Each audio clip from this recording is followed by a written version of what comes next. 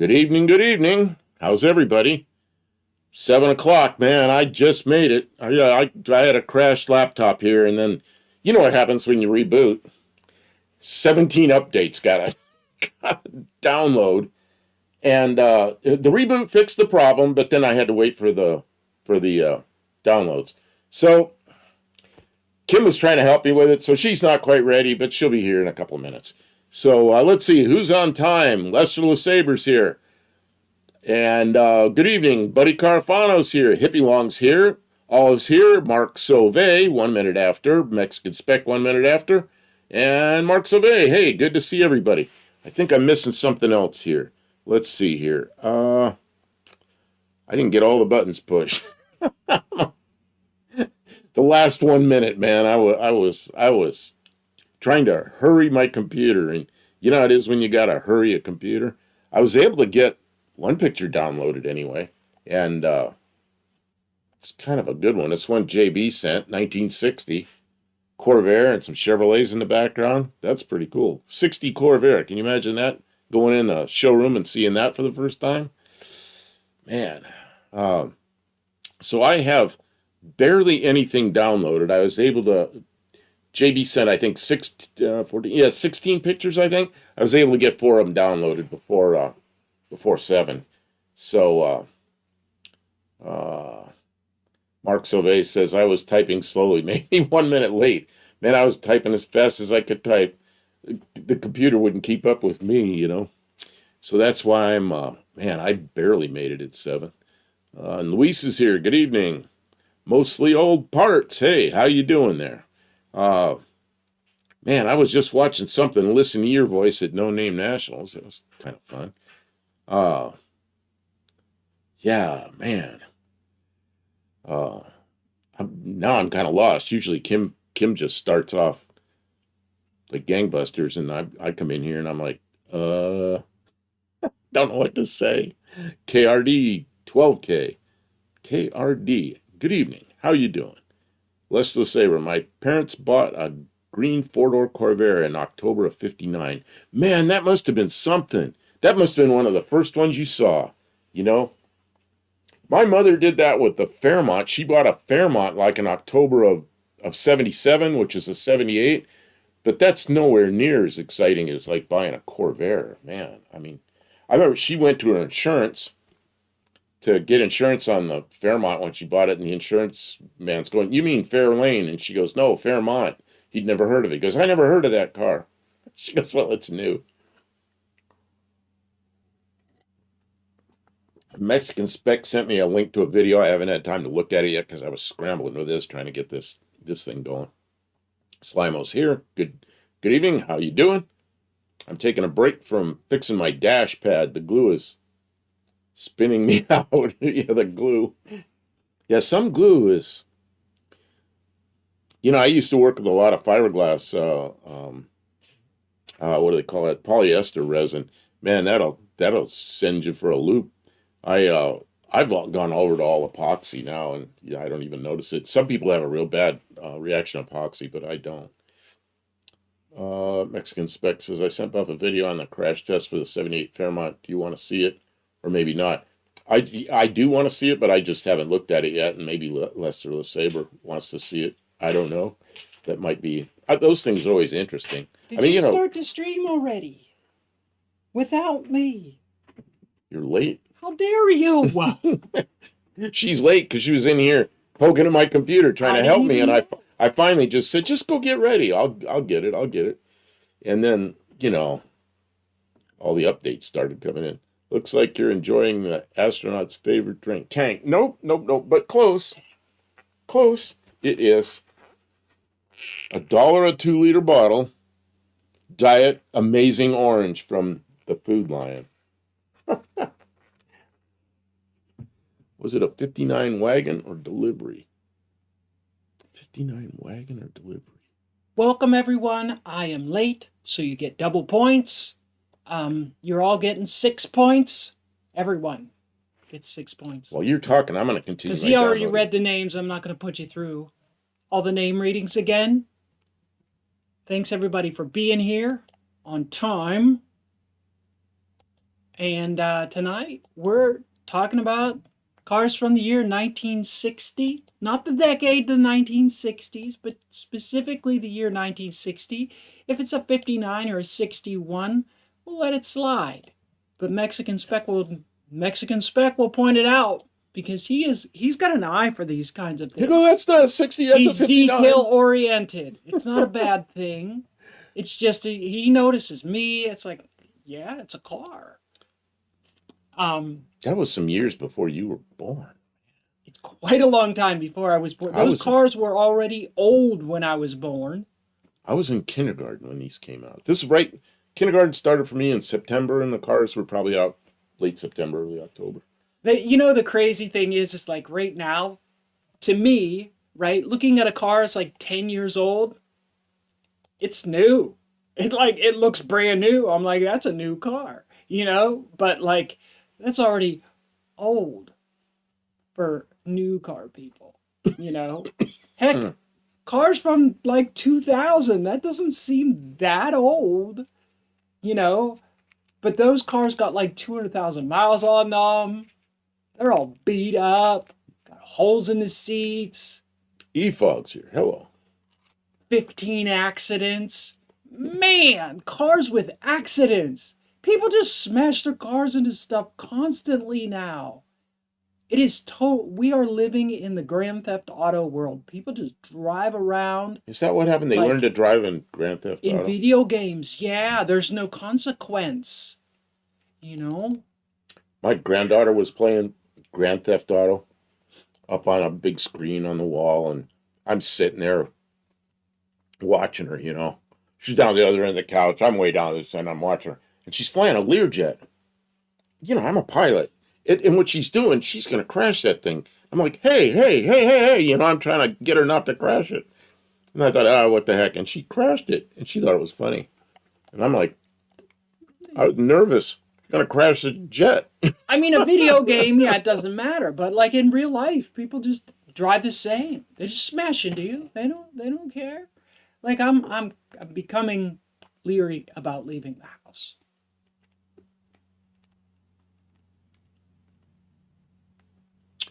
We have, Rob's Rods is here. Rubber baby buggy bumpers. Colby Queso. Look at this. This is a really interesting picture. This JB sent a bunch of pictures, like the ones you like, dealer pictures and car carriers, that I kind like of thing. those pictures. They're Look my at this. favoritist. It Thank says- you for sending the kind I like. It says Lark, and then next to that it says Lincoln Mercury Comet, and I'm thinking, there's a Lincoln Mercury dealer next door, and then it says Lincoln Mercury Comet Lark. So it's a Lincoln Mercury dealer that also had Studebaker. That's pretty interesting. Not sure I ever saw that before. Johnny C is here.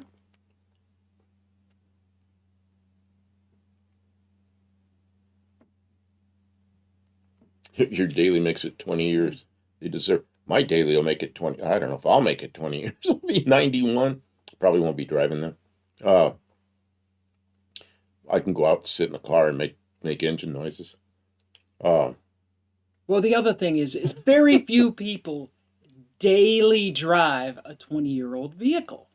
And they certainly don't daily drive a 40 or 50-year-old vehicle. Now, in my mind, daily driving it's your primary vehicle that you drive 5 days a week to and from your employer. So that's not too many people daily drive anything older than 20 years. When I went into the what's the place where you get your license plates here? The county clerk. When I went into the county clerk, Mark Sauvé does. I do drive a 20-year-old. The one we drive is 18 years old. The Jeep. It seems like a new car to me. So I went into the county clerk where you get your license plates, and the woman says, it's a 47-year-old car. She says, okay, let's see, you want what do they call the special license plates? Historical license plates. I said, I don't know. Aren't there some restrictions when I can drive it? She goes, you're not going to daily drive this, are you? And I said, yeah.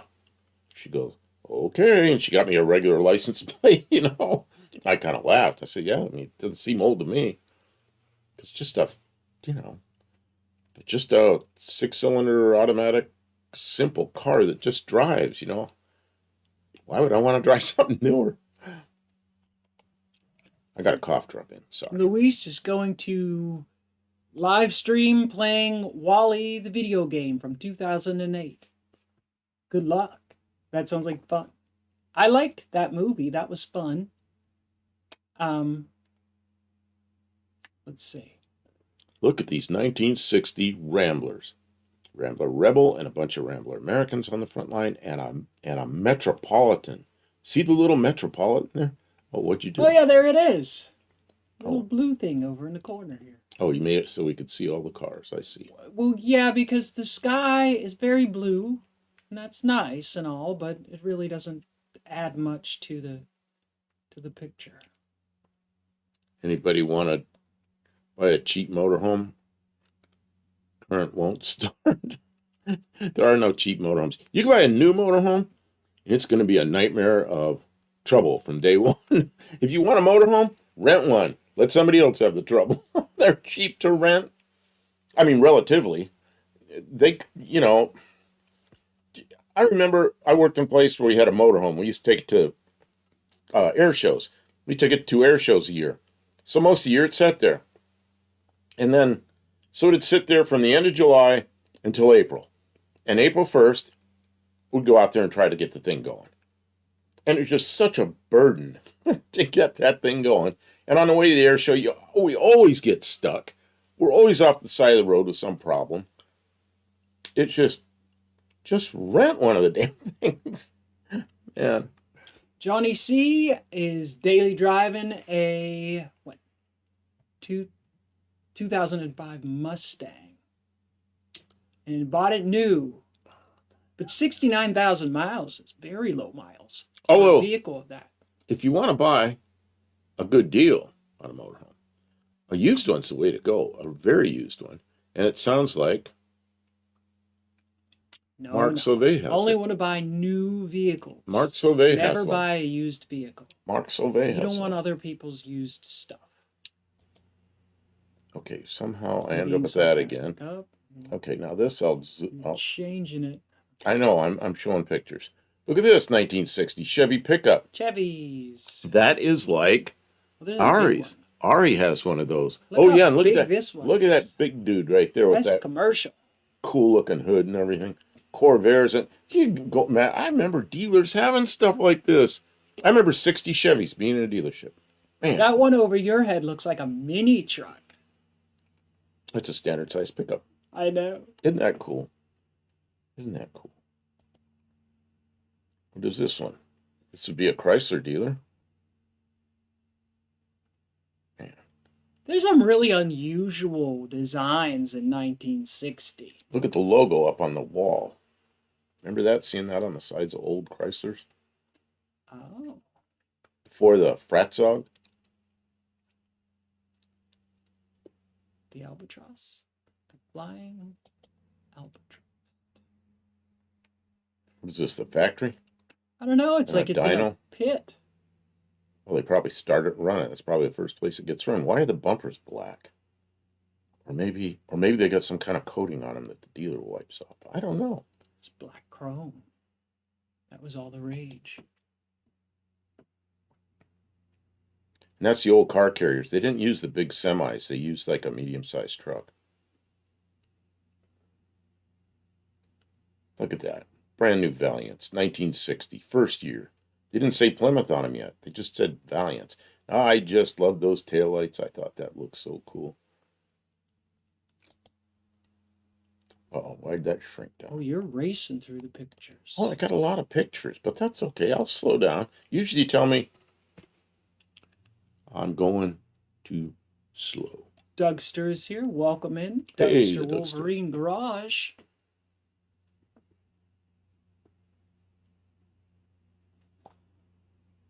Go back one.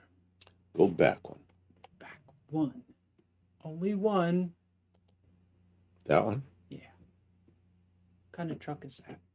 It's a Dodge. Oh, it's a Dodge Probably from car about carrier. 56 or something. I don't know what year Dodge that is. Anybody know what year Dodge that is? Mexican Spec. What year is that Dodge? Oh, I duck, and I'm trying to make Kim's head go down by going like that. Doesn't work. Wendy English.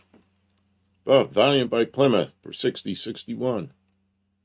Is that what it said? I thought it was just Valiant and 60, and in 61 it was Plymouth. 61 on, I thought it was Plymouth, but I may be wrong. Debris removal. Then remove hook and test pump. Oh, okay, they're troubleshooting a problem. Mexican Spec says, I'm not a truck guy. Mo Parquet, how you doing? I just saw a new video of yours come up when I was rebooting. But Congratulations, Mo Parquet. I didn't have time to to watch it. Mo Parquet, it took us like 2.5 years to get through 3,000 subscribers. We probably had 600 videos before we got to that. So you are just blowing up with your dancing. We gotta start dancing. We got a cop here. I'm gonna put on some short shorts. Quit. Short shorts and go dance out in the yard with a with a merry-go-round or something. Don't think that's gonna help. I think we will lose subscribers. It'll work for one video. This is Dawn under Wendy's name. Oh, I see. I'm on her computer. Mr. Wendy English.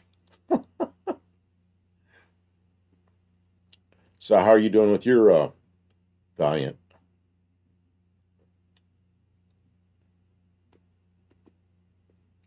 Luis says, I need to get to 900 subscribers. Why 900? What's the deal with 900? Thousands where you want to go.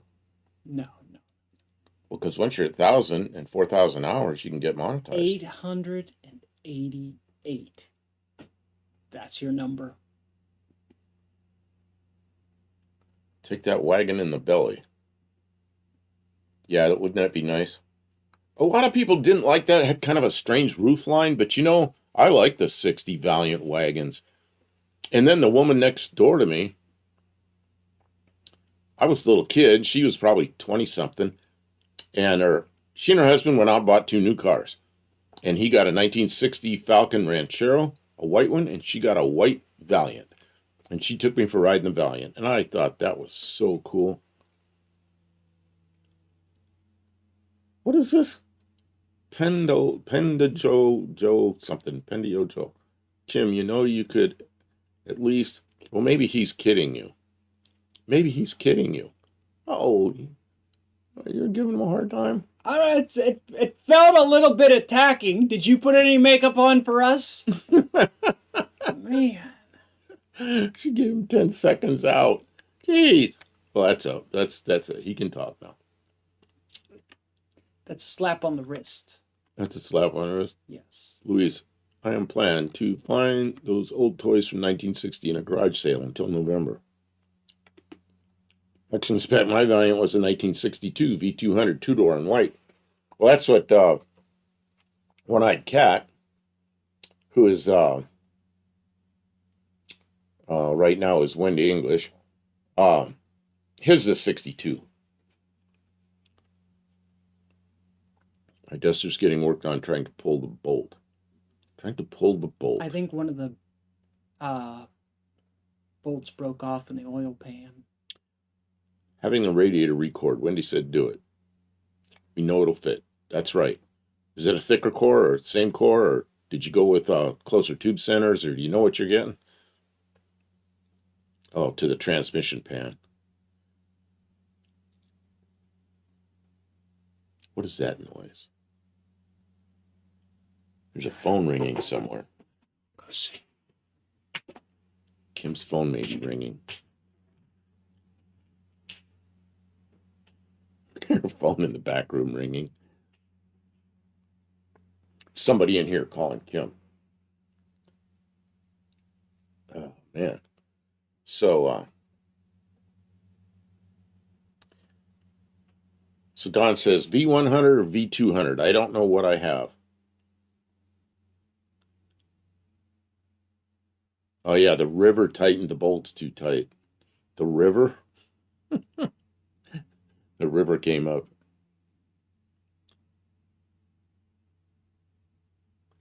Way too tight because I figured he could do it. Yeah, just be careful. Don't snap it off, man. I think Kim had a phone call, but I'm not sure what's going on. My not Tang generic soda. Yeah, irrelevant to me, really. Yeah, I agree, Don. Doesn't matter. River's Kay's husband. Oh, I see. It's not a river. It But is he tried. river. Don't give him too hard of a time. Did he ever claim to be a mechanic, or was he just trying to be helpful? Can I click to the next picture? Burroughs Garage for Buff. I am doing a front engine small block Chevy conversion. A 66 Corvair. What would be a good cross flow radiator to get? Man. See, there's a lot going on. There's that question. There's like I could write a book just on that question.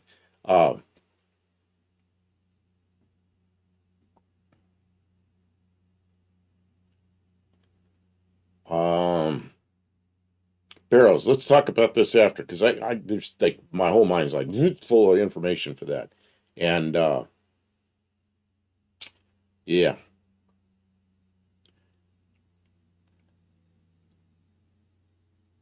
I'm the one that said tighten because I couldn't.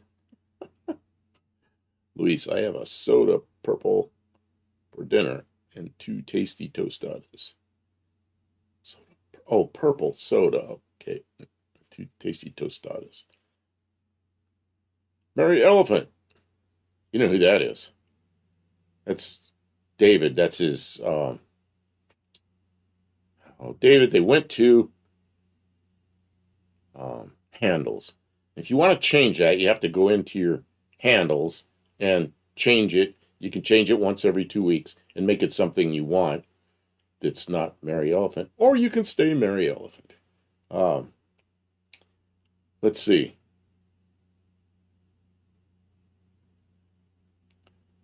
Oh, radar. We went to school together. Raleigh's mom drove a metro. Radar. O'Reilly's mom drove a Metropolitan. Okay, you can put a different picture up. Okay. I just wanted to look at the truck you more. You can cover this. Hippie Long suggests that the Corvair's engine bay is already vented, so put the radiator in the back. I guess, yeah. I have done those. Some tubes back there. There was a thing called a crown kit, so you could put the engine in the back, kind of where the back seat is, and it drove the Corvair transmission, left it kind of empty back there. I did one with a friend of mine. He did most of the work, but I did the cooling system. Did a Tornado, Oldsmobile Tornado drive, whole system. Just put it in the back, and then the half shafts, he made half shafts, so inboard were Tornado and outboard were Corvair. Man, that thing was great. And then there's ones like Ray, who's in here a lot of times. And Ray did one with what did he use? A 4.3 Chevy V6 in the back, and he's got the radiator in the back. I'm not sure quite why he did that, but the ones I've done, we've run tubes underneath, and then put the radiator up front. Put some little slits up there so the air gets in. It's usually plenty, and then you have to run an electric fan up there. But they're it's kind of like a Pantera, the way the cooling system's set up. And those work real well. Except you got to remember to turn the fan on or put an automatic, put some kind of switch on the fan so it cools when you're sitting still. Did I already show this? Yeah. Yeah, I did. Which way am I? Maybe I'm not going the right way. Sorry. Somehow you had me stop, and then I got all confused. Okay. Oh, here, this is a new one. Look at that 60 up there in the front on the top with that big old I don't remember what they called that. That turret top, huh? I can't read it. Chevy. That's all I can see. See, and in the back there's a Biscayne or a Bel Air, not sure which, and then there's an Impala up on top in the back. You can tell it's an Impala because of the chrome between the taillights, and there's three taillights, or two taillights and a backup light. There's three lights on each side, and the Bel Airs and the Biscaynes only had two lights on each side.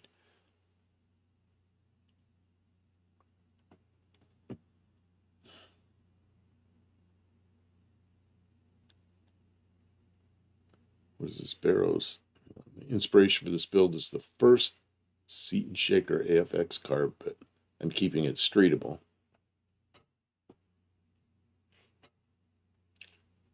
Don says curb weight about 4,600. I'm not sure what that is. Okay, let's see. I really lost track of because I'm looking around.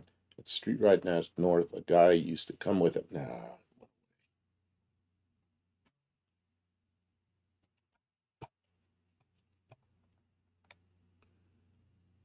Guy used to come with a Nash Metropolitan with a blown big block Chevy. It would lay little patches of rubber with every blower surge. Oh, you want one of those cars? What's wrong, Kim? You want to? You're not. No, I'm good. When English, I'm saving my old core to hang on my garage wall under the carport. Wall under carport. 289. Look at that iron.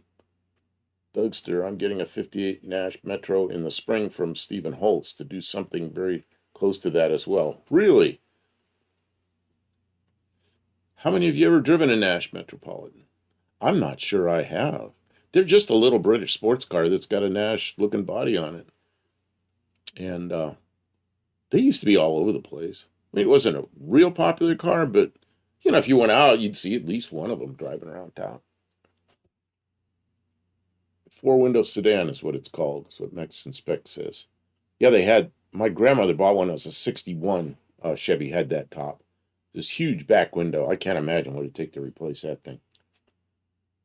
One in the back is a 6-window sedan. Yeah, okay.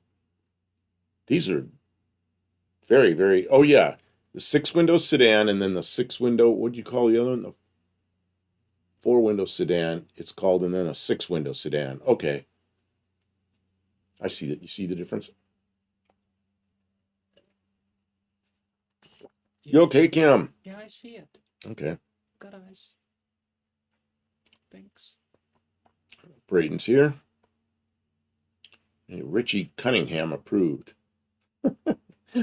Wasn't that the one his father had a DeSoto, and they thought that was so uncool because DeSotos weren't cool, I guess.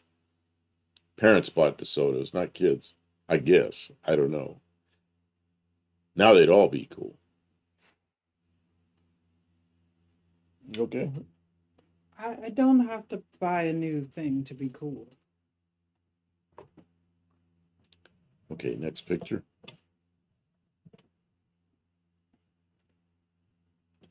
The cursor won't go over the top of the little thing there. Oops, that's the wrong way. I went the wrong way again. Oh, you're cold. This is some kind of car show because it says Ford, but then there's Pontiacs up front.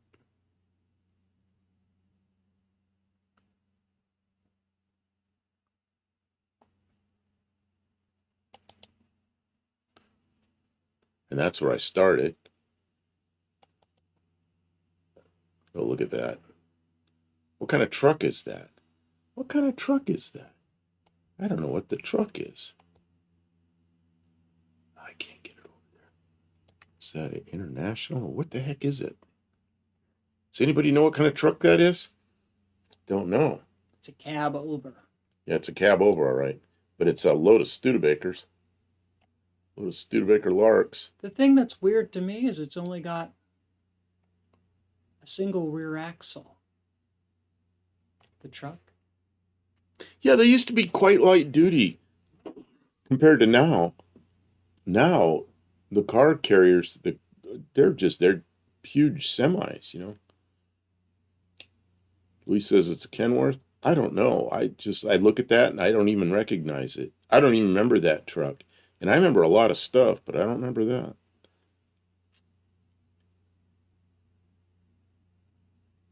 What Braden, okay. At least it's maybe a Mac. Dougster says Chevy Astro. Chevy Astro.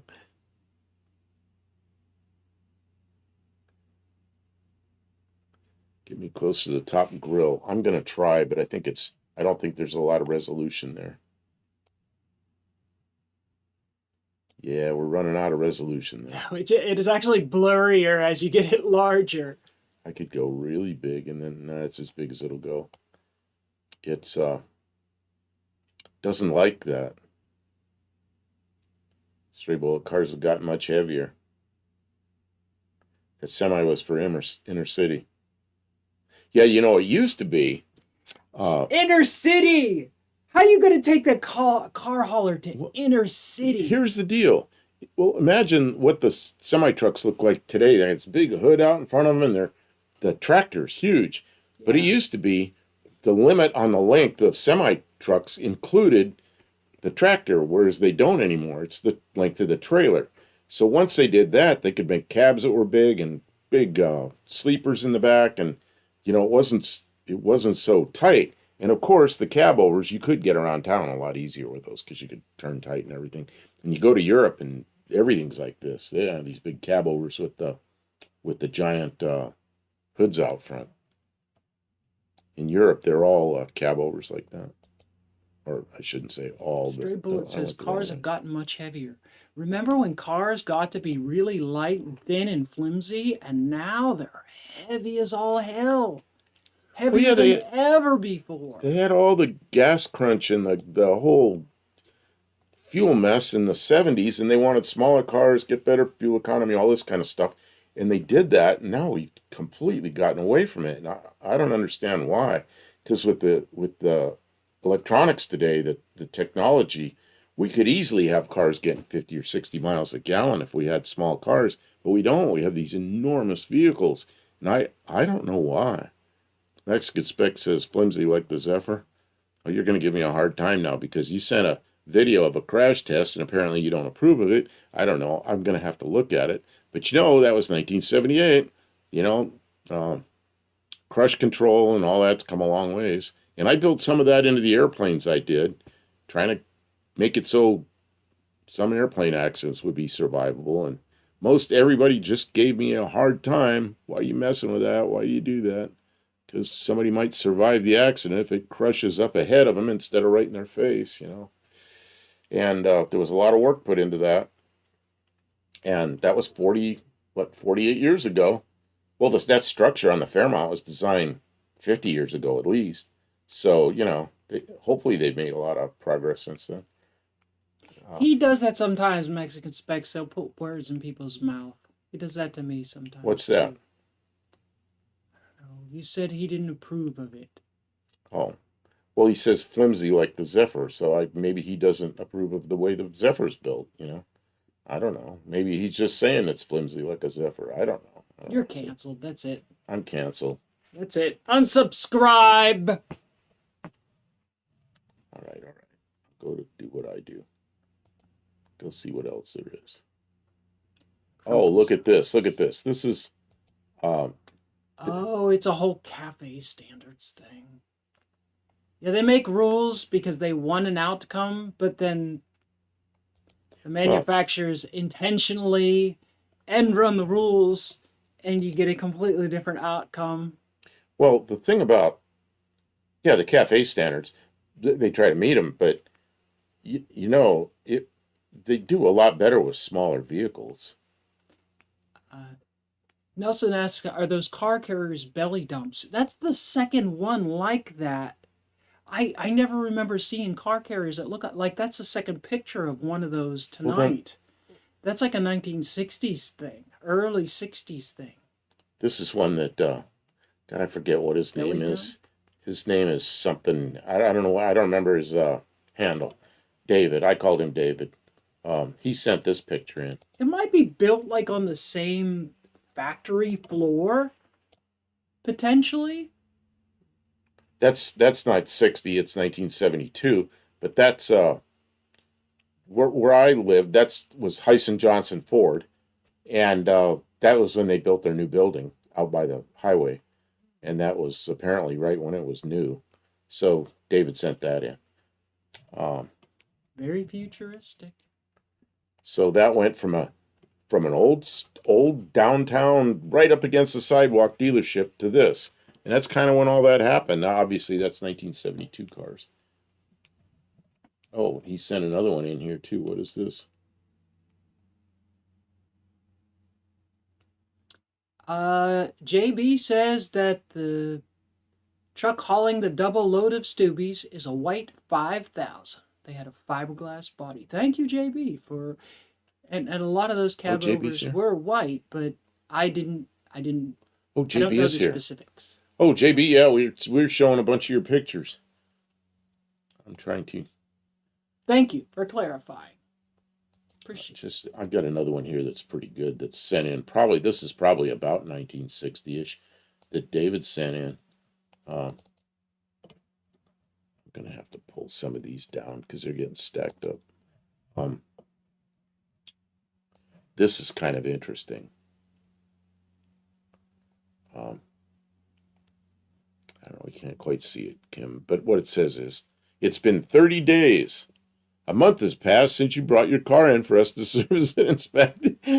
Further mechanical attention is probably not needed, but how about lubrication? We suggest that you check your speedometer mileage and see if you've driven 1,000 miles since your car was lubricated. Drive in real soon. And this is Mel Smith Chevrolet in San Luis Obispo, California, and that's a while ago because the phone number is LI3, which became 543, but LI was Liberty, and all the phone numbers all had like a name, like Liberty 3, or, there are all kinds of names. So that's from a long time ago, and they're suggesting that you bring your car in to get it lubed every 1,000 miles. Can you imagine anybody doing that today? Well, shouldn't you get an oil change at 1,000 miles on a new car? Well, back then, braking oil? I guess. It says if you've driven 1,000 miles since your car was lubricated, that means every 1,000 miles you're supposed to bring your car in and get it lubricated. I don't know. Pennzoil was Z7. Yeah, that was on there. Yeah, like my car, Z7. Yeah, I remember that. Pennzoil used to say Z7 on it. I'm going to try to pull something else here.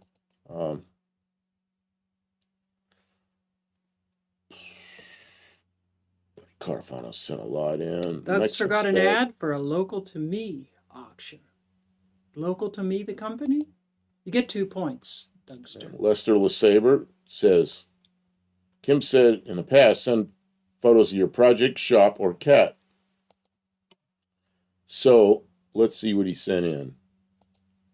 It would have been, Yay, cat picture. I did say send pictures of your project or your photo or your cat. That thing's way off center. I know. I can't fix it. Cat's off center. There. That's a cool looking cat. Looks almost kind of like our cat looked like. What's a black car on top of that trailer? I like the fins. I'll have to go back and look. Let's see which one is on the trailer. Probably. Oh, it's probably that one. I see which one. I get it. Was it?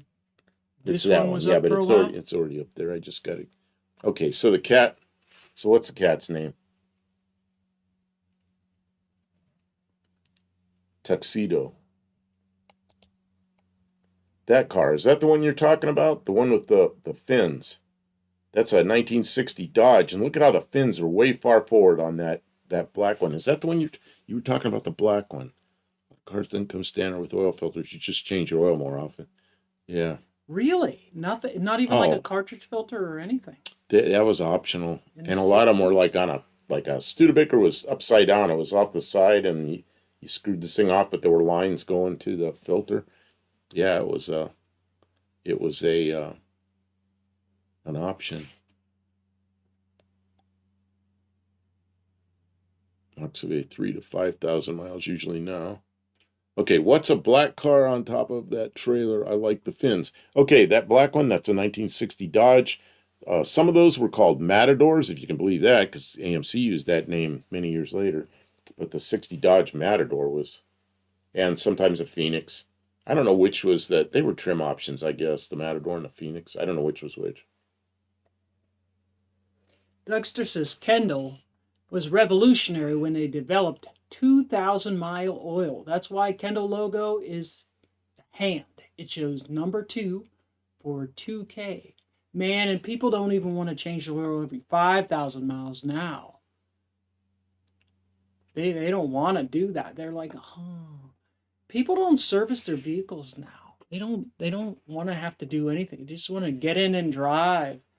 When I was in high school, I knew a girl who bought a new, I think it was a Geo Metro, something like that, little car, right? She drove it till it was out of oil. She never added oil. She never did not. She drove it till it ran out of oil. It's like 40,000 miles. She just drove and drove and drove until it stopped running one day and there was no oil in it. I know in Arizona, his daughter, I don't remember what kind of car it was, some little 4-cylinder front driver car. And the oil light came on, so she bought oil, and she goes, now it won't run. And he went over there and looked at it, and she put 2 gallons of oil in it. It was full all the way up to the top I've heard those top stories. of the filler neck. Well, same thing happened with a friend of mine in Maryland. I went over to her house, and she put oil in her lawnmower, and it was all the way to the top. Wouldn't run. So I drained a lot of it out, got it down to where it was normal, and started up, and it smoke and smoke and smoke. I said, just run it. It's just, there's a lot of oil in there. It'll burn off. So she was mowing the lawn. She's a little tiny woman, and it had wheels that drove the mower, and she'd go like this, and the mower it'd do a wheelie and take off with her chasing it, and then it quit smoking. I said, just go easy, because she couldn't keep up with it. This high performance mower, I guess. Don says I change oil when I can't see through it. This looks more normal than the 60 Plymouth. Yeah, if you have a brand new engine or modern engines, the oil stays transparent. But a lot of older or worn engines, they get black pretty quick, pretty quick. So I don't know if that's all, but I mean optimal. If money's no object, if you can change your oil that often, that's awesome. Your engine will last a very long time if you're changing it every time there's that darkness to it. Mexican spec sent a 1960 car that I always thought I liked these when I was a kid, but 1960 I was 6 years old, so I didn't understand quite how they worked, but it was so strange looking that I liked it. And well, that's actually newer than a 60, but it's the same body, but the 60 didn't have quad headlights yet.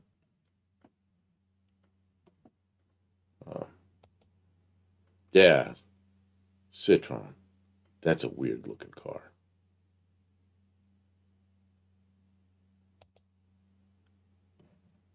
I like the front, but Well, it looked like a spaceship when they came out. Those came out in 55. Man. And they ran them up into the 70s. I like the front. I'm not the biggest fan of it. And they had a pneumatic suspension that raised up and down. And you could raise it way up and go through puddles and stuff, or set it down low. And then a single spoke steering wheel, which to me seemed real weird. And then the brake was just a button on the floor. You step on the button. I don't know. I guess it sensed pressure or something. It didn't feel like it moved. But the harder you pushed on it, the quicker it'd stop. Had a 4-cylinder Hemi, 4-cylinder inline, drove the rear wheels.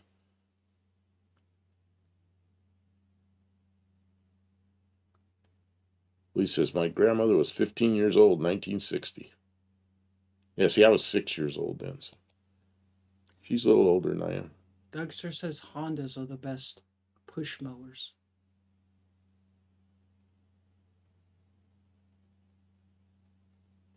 Yeah, look at that. You see the amber turn signals up at the top. I service some of these in my radiator shop. One in particular that actually I got to know the people. Yeah, they had single headlights, and then they went to the, I don't know when they went to the dual ones, sometime in the 60s. And in Europe, the inner ones turned with the steering, and in the U.S. that wasn't legal, so they were straight. How were they in Mexico? Did they steer like they did in the European ones, or were they steady, or did they? I assume they had them in Mexico. You got a Mexican license plate on it.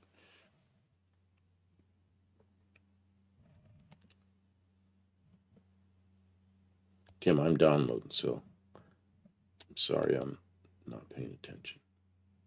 I guess I'll just dance. You'll dance. You get like a lot of subscribers real quick, like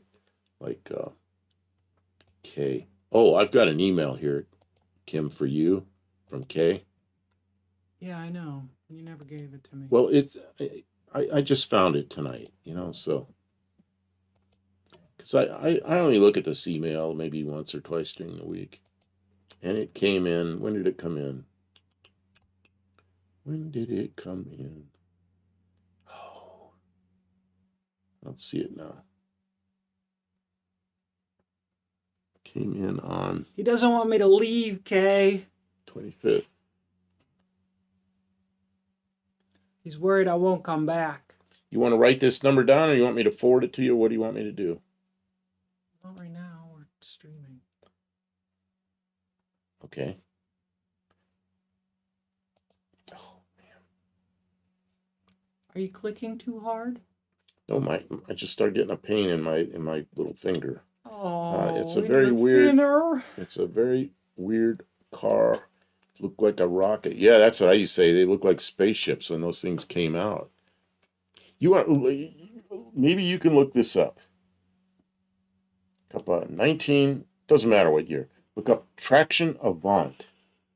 Just like the word traction and then AVANT. And Citroen made the Traction Avant up through 54, and then in 55 they came out with this thing. It belongs, says no French cars for me, but I'm going to do a French car here. There it is. Just pick out one of them. I don't care which one. Oh, that's the wrong one. That's the wrong one. Okay. See And that? avant. That's what Citroen made. Oh, it says 34 until 57, so maybe they overlapped. That looks look like at- a car look- from the 40s. Look at that car. Yeah, 1934, which was very good for 34, up through the mid 50s. And they went from that to that spaceship looking thing. You can click back to that. They went from that to that. I mean, that's a huge change in a year, you know? Yeah, it is. So, what's your favorite voice actors of 1960? I don't have any idea. There were some I remembered. Who is this? Who is this? Oh, this is Dr. Go. Oh, he sent a video. I'm not gonna play a video. Sorry, man. I'm not gonna play a video. I'm not gonna play somebody else's video on here. Let's see here. Oh, who is this? Who is somebody here sent me? Battery 2440, because it has their real name here. Battery 2440 sent a picture. It says here, this is in reference to the metal tag you found on the 225 Mopar engine. It was Wheeler. Do you remember that, Kim? It was a tag that was a Wheeler rebuilder. Yeah.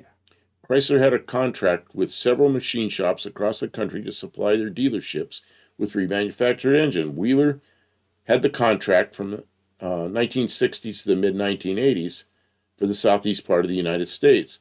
They're no longer associated with Chrysler, but now they do everything. They do all kinds of engines. It seems like they've been at this address forever. So here is, I'm going to download the picture he sent, which is, this is kind of interesting because we did this. See that? That's who remanufactured that engine that had that tag on it. And you see the address and everything. So you went to the trouble to look that up. Thank you. Wow. There you go. Now we know.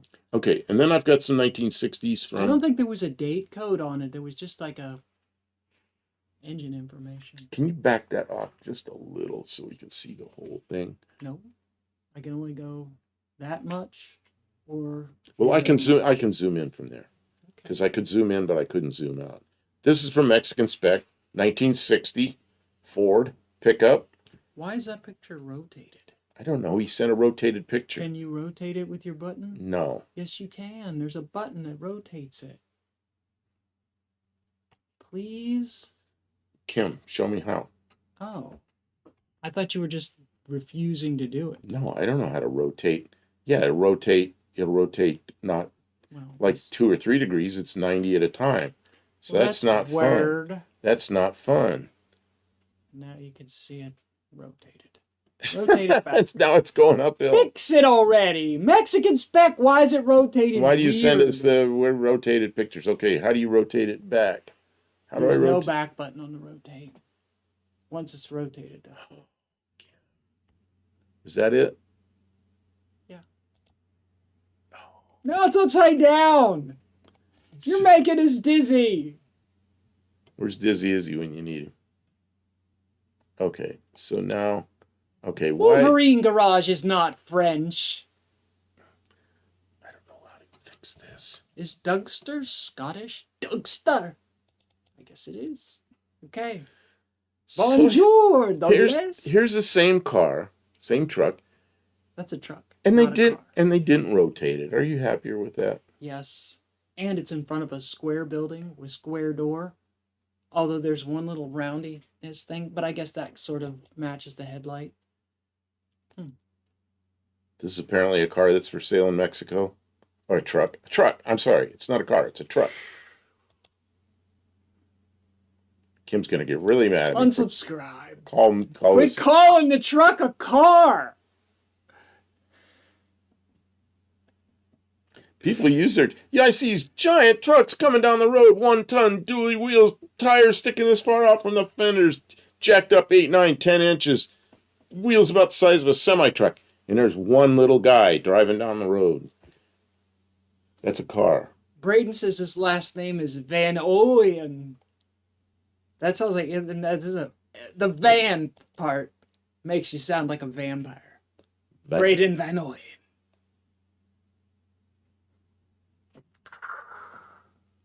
Spiffy truck. Spiffy. Someone did this truck right.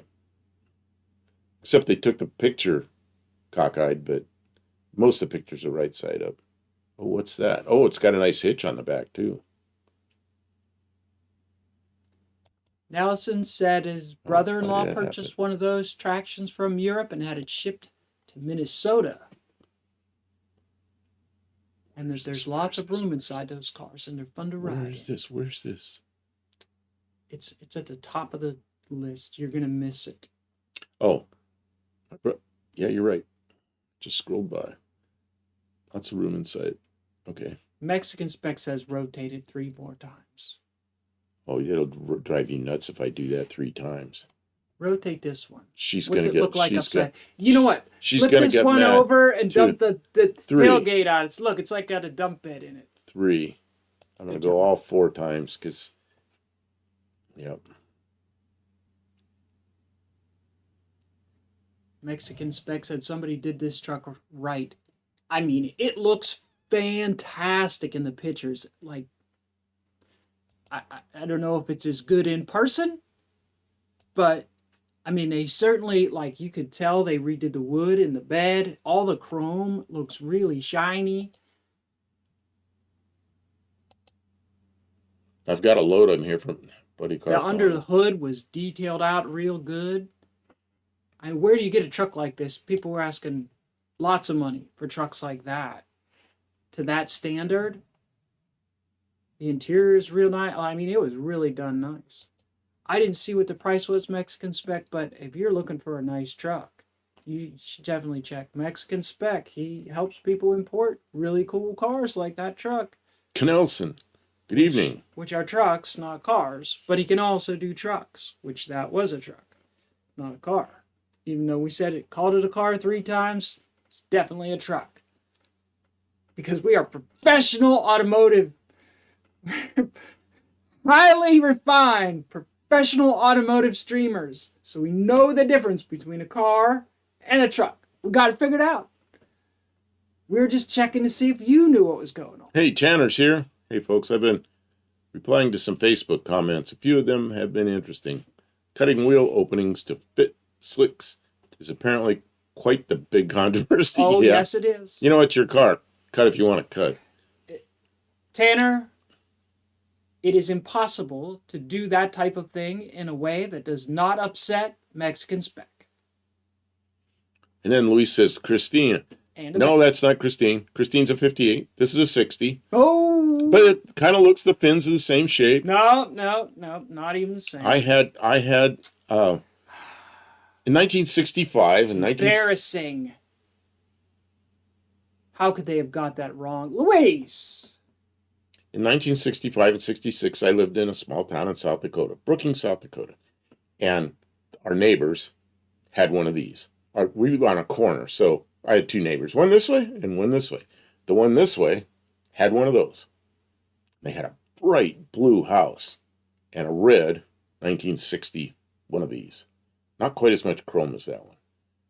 But I thought it was a really cool car because of the giant fins on the back. Because I liked that.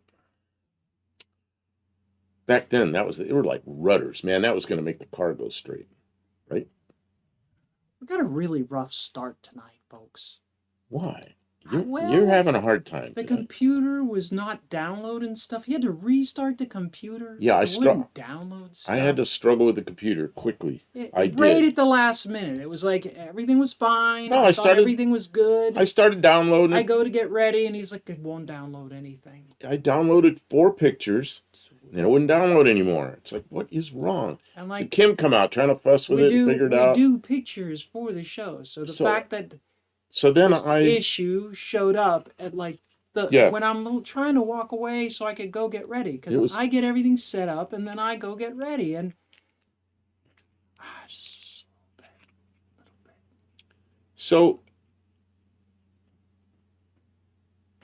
So what I did was I decided to reboot. He survived. He fixed it. He figured out how to fix it. So I decided found a 59 is not a 58. His sold for $32,000.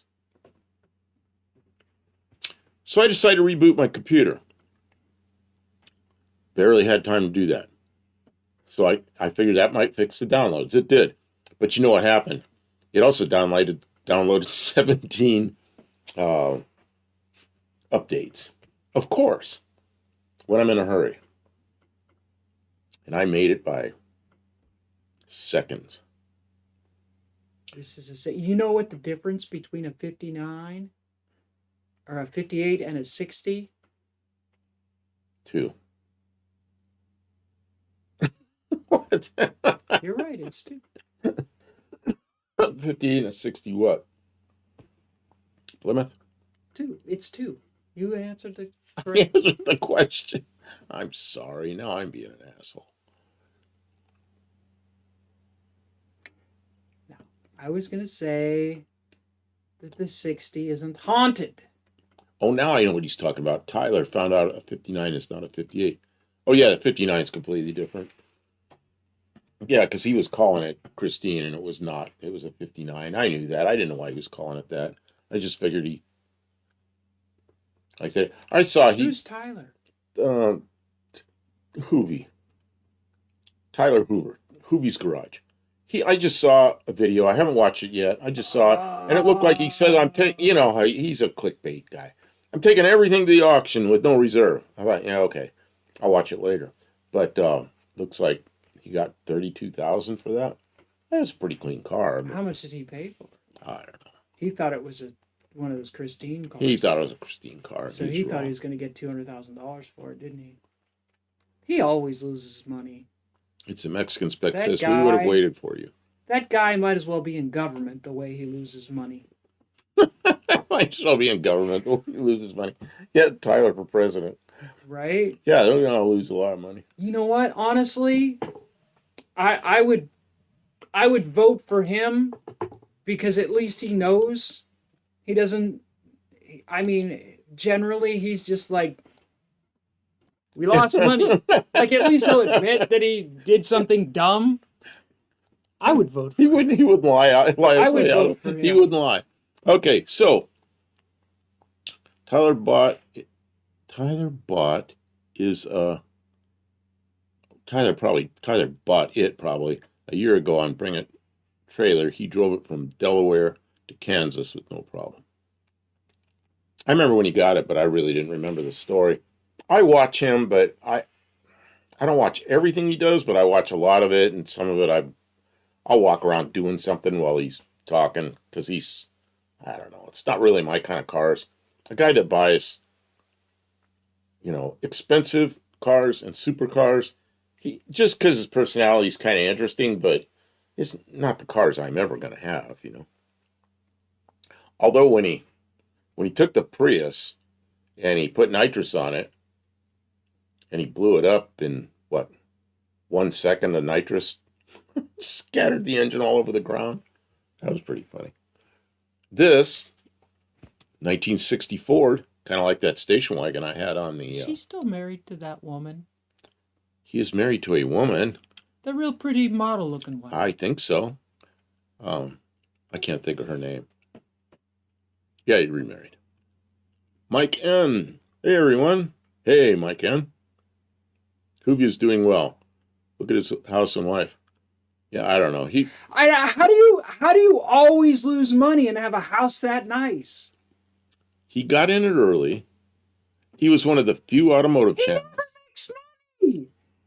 Everything he does loses money. Except YouTube. He's got over 1 million subscribers. I mean, he puts a video up. He's got 50,000 views in an hour. How many million views do we have?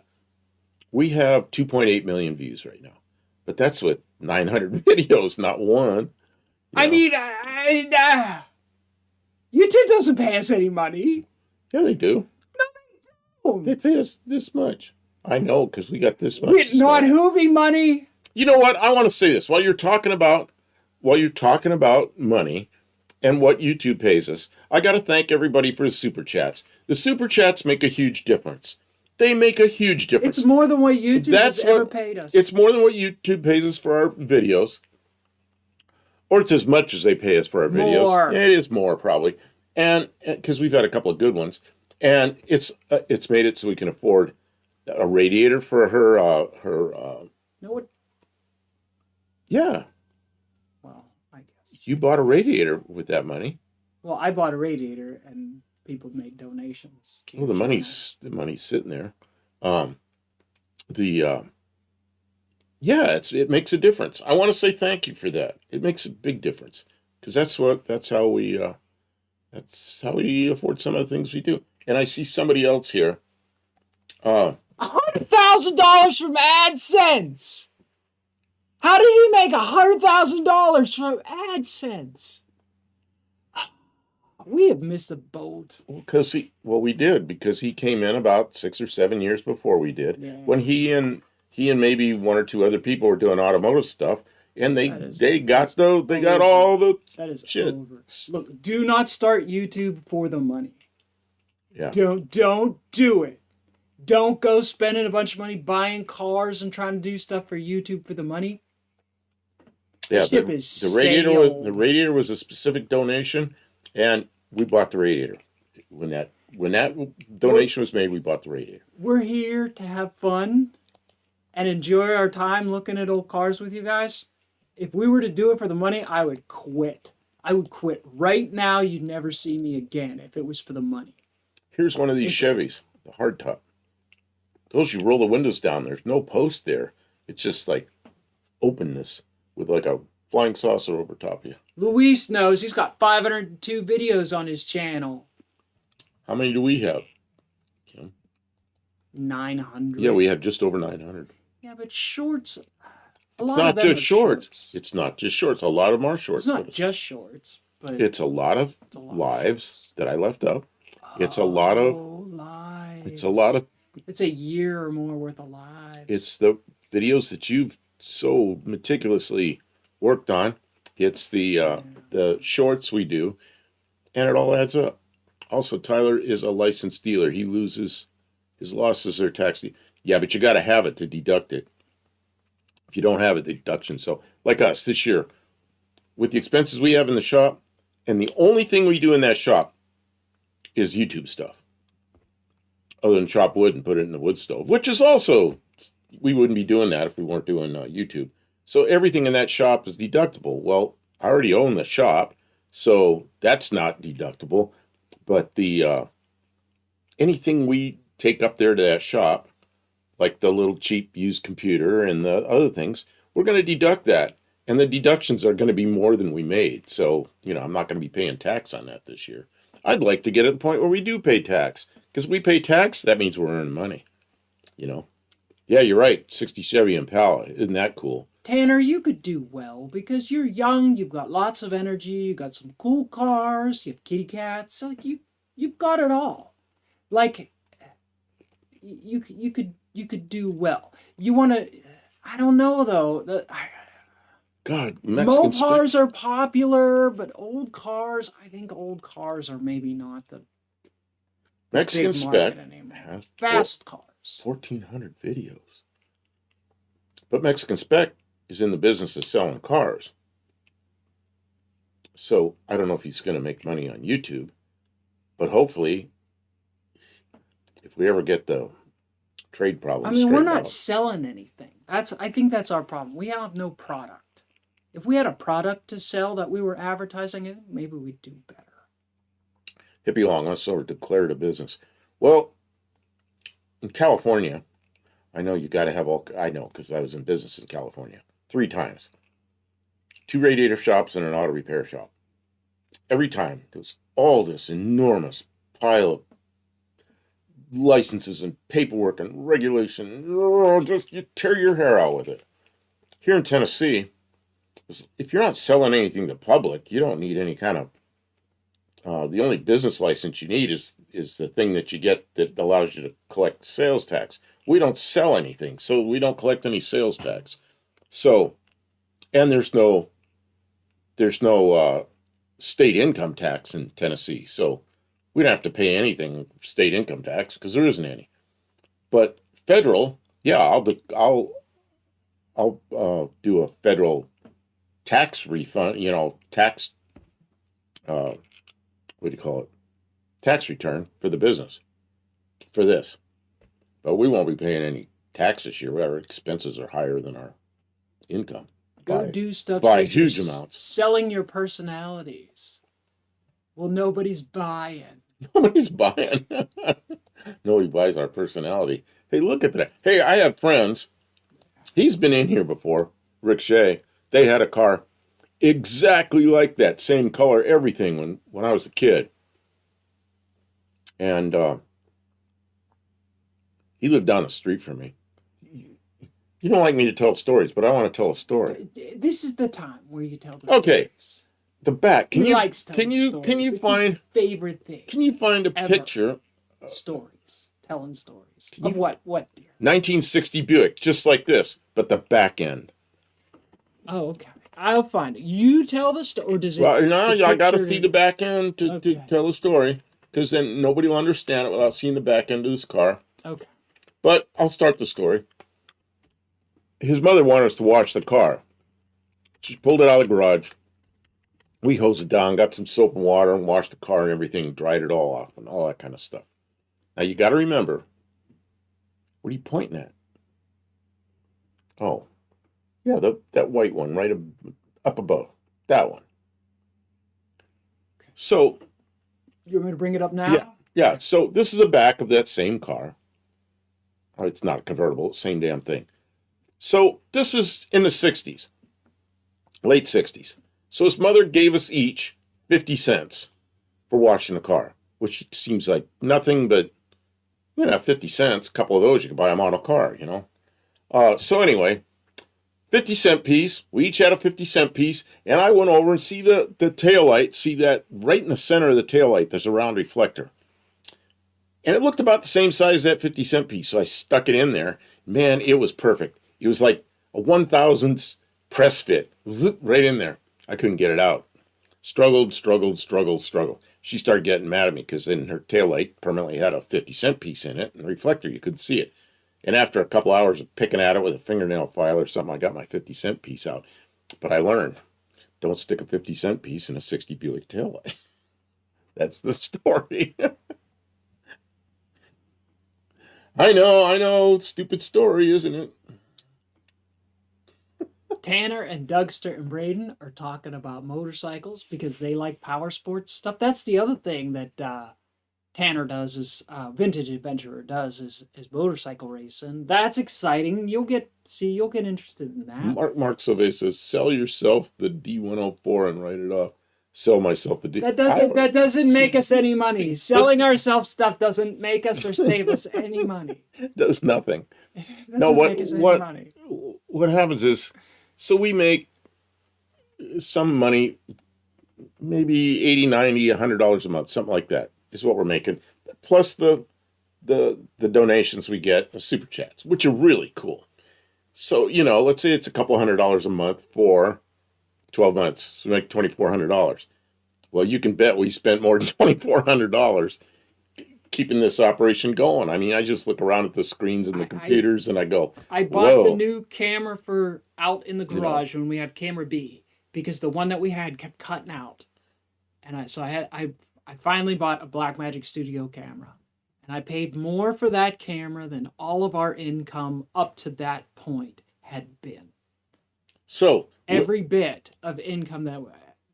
So I have and obviously that money had already been spent. So I spent my money on that camera. That doesn't include any of the other cameras, any of the microphones, any of the screens, any of the other computers. And this is my personal thing. This is not hooked anything. It doesn't do anything. Pretty. It's just there. I liked it, and we stuck it there, and now it's there all the time. But I had it already. Who sent this in? Let's see. We're talking all about tax deductions. So someday I'd like to get to the point where we actually do make money, and I have to pay a little tax because that means we're making more than the tax. I'd be fine with that. And I'm showing a picture that isn't showing up on the screen because we have a 60 Buick up there. But Mark Sauvé, writing things off doesn't do anything. We don't make enough money to owe any taxes to write off. If you write off, that just means writing it off means you don't pay tax on it. So if you bring in $2,400 and you spend $5,000 and you write off $5,000, you don't make any money that way. You just don't pay tax on the $2,400. But I'm already not paying taxes because I'm impoverished. They don't charge me tax. There's a point at which we're already at that point. You don't make enough money for them to build. I know it's hard to believe because there's a lot of people here, I'm sure, are paying taxes. Oh my God. Lot of taxes. And when I was working, I know what it is to pay taxes, but there is a point in poverty where the only taxes you pay is when you go to the grocery store and you buy stuff and you pay taxes on the items that you purchase. There's no other taxes that I can pay. You can't milk blood from a stone, as they say, right? So just one around the neck. Can you swap what? The pictures. I brought this picture up because I got the picture. There's all.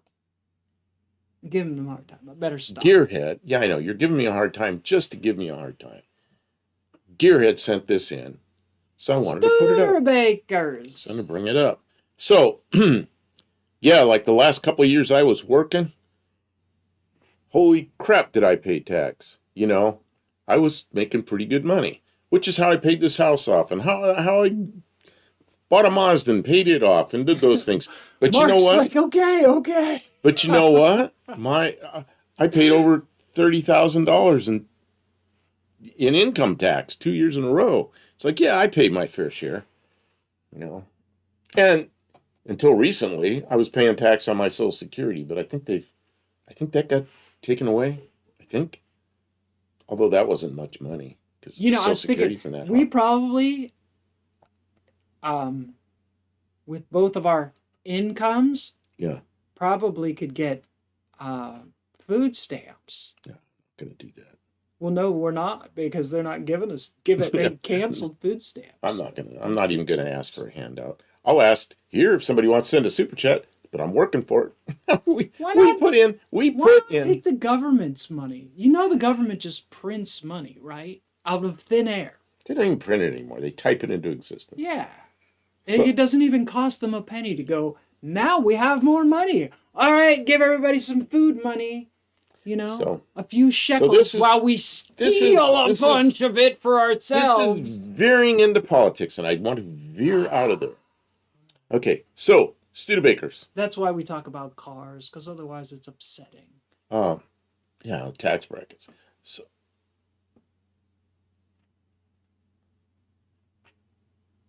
let's see here. Mike dual sport motorcycle. I don't know. Everybody's gonna leave because I'm talking about taxes. Let's talk about taxes.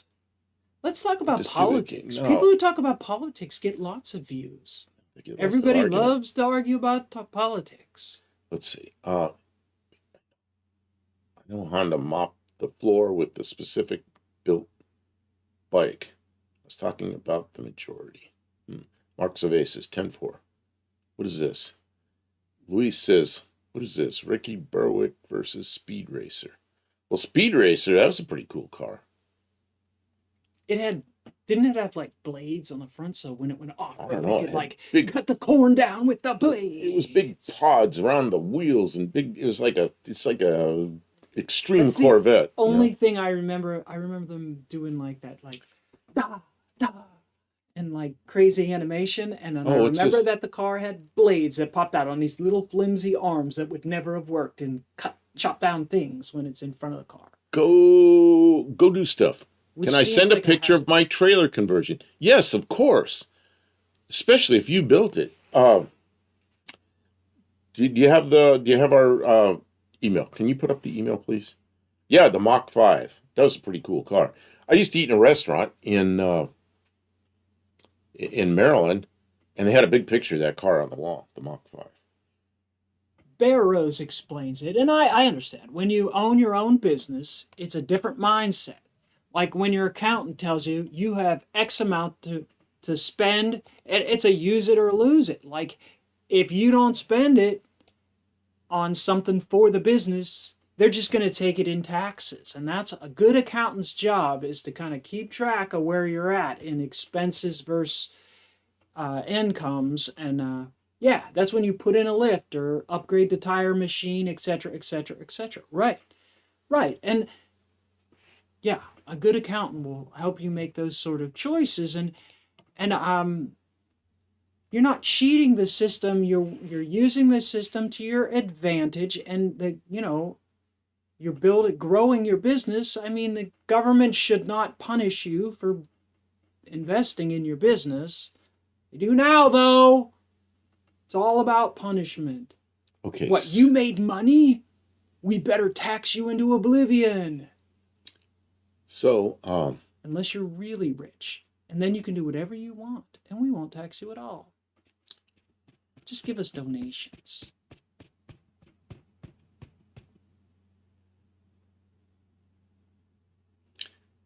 Okay, I will do it. If you won't do it, I will do it. Do what?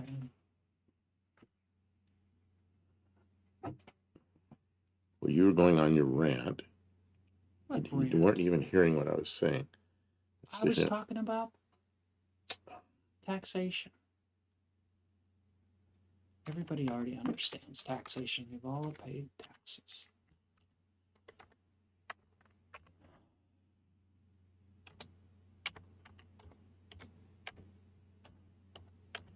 Hey, I'm typing on her keyboard. There. You want to send pictures of who was it? I got to scroll up to see it now. You don't like when I scroll up, because then do it. Yeah, but just don't leave it up. Go do stuff. Okay, can I send a picture of my trailer? Yeah, okay, scroll it back down. Yes, there's where you send it to. Please do. Buddy Carfano, more, 1960. Oh, what is this? This is a concept car from 1960. This is some kind of bizarre shit. I don't remember who that was. Was it Chrysler did that? I don't remember who did that. That's like what cars were going to look like in the future in 1960. I'm glad that didn't happen. Imagine that by like out in the future in 65, 66, 67, cars would have started looking like that. There's some problems with that car. Yeah, like you hit something, it'd make an imprint of Well, that on no, it. like look at the how the door and Oh no, windows I line know, up. I know. You have to squeeze in between that How do you get dog in? leg. I don't know. You got to scooch yourself underneath that windshield. I don't know. And then those back windows are up in some kind of a thing, and I don't know. And then the white walls. It has white walls on the tread surface, white treads. I don't know. Yeah, that's that's peak Virgil Exner. I think you're right. I actually think you're right. That is That guy must have been on drugs. I don't know about drugs. He smoked about 3 or 4 packs of cigarettes a day. But he was I don't think that's all he was he did smoking. some stuff with what, Packard, and then later the like 50s Chryslers, and then he moved into the Finns and the bizarre stuff. He is amazing, but then he had a heart attack and came back, and they let him go. And then who came in after Virgil Exner? Uh, Albert Engel. All the slab-sided stuff. He was with Ford, and then he was with Chrysler. He's the one that did the 67 through 69 darts that we like so much. It all came open, canopy like. The Oh, windshield too? oh, that thing lifted up. Man, don't flip it over. You're never going to get Oh, out of it. jeez. Well, little did they know you can't get out of it. It is a future car. It's just like those Get in it, you stay in it. electric cars now.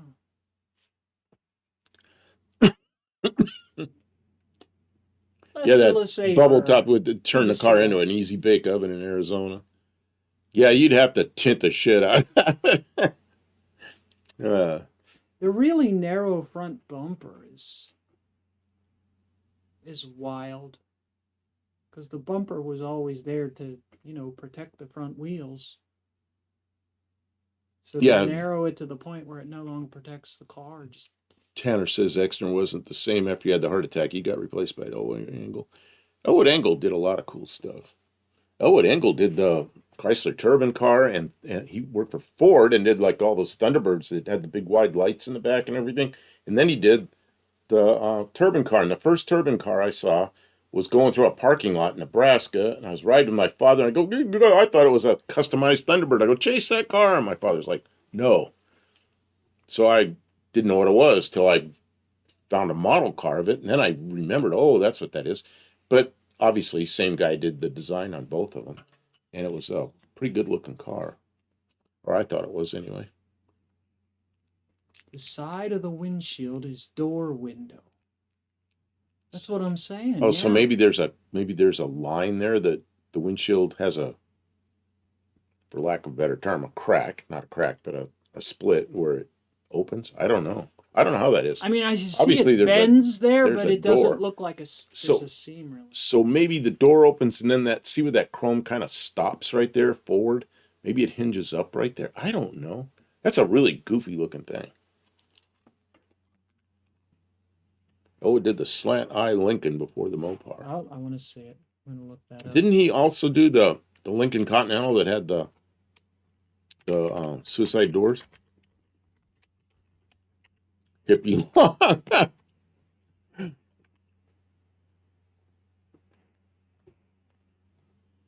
Oh, it didn't need bumpers because women. I don't know about all that.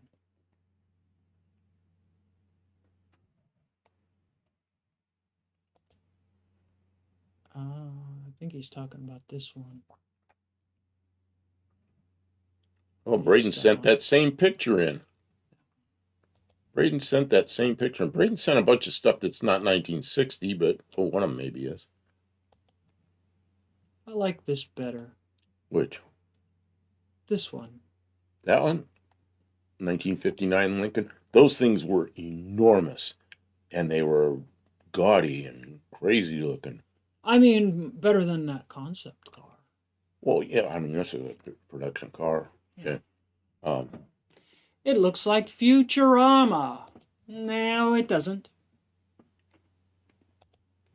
Well, Braden sent in a bunch of stuff. And it is, let's see, I'll pull it up. That, which is, I'm not sure what that is. Sure looks like a Mercedes up in the nose. I don't know what that, maybe it isn't a Mercedes. I don't know what that is. Is that even a real car? That looks like a concept drawing. Some kind of AI car. I don't know what that is. Oh, it doesn't look like AI. It looks like a hand-drawn concept car.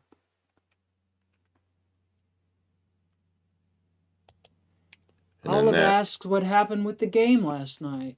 She lost track of the news in the 18th inning. Oh, geez. Are they still playing baseball? I have no idea. Oh, okay, wait. Blue Jays or the Dodgers? Who do you want to win the World Series? Is that sports ball? Man, I'm not even paying attention. I should be paying attention to it because I used to always like the series, but God, if my mother were still alive, she was a Dodgers fan. She'd be going crazy.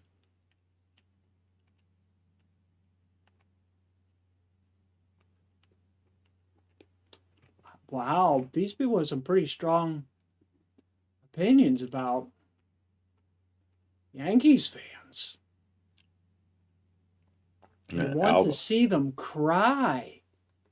I think that's a terms of service violation, hurting people's feelings. That isn't woke. Come on, hippie long. That's just mean. 2-1 Dodgers.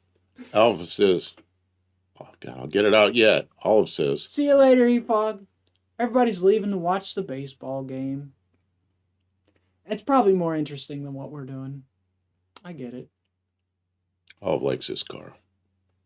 Alpha Caribou. Alpha Caribou? Yeah, I mean, I think that's a pretty good looking car.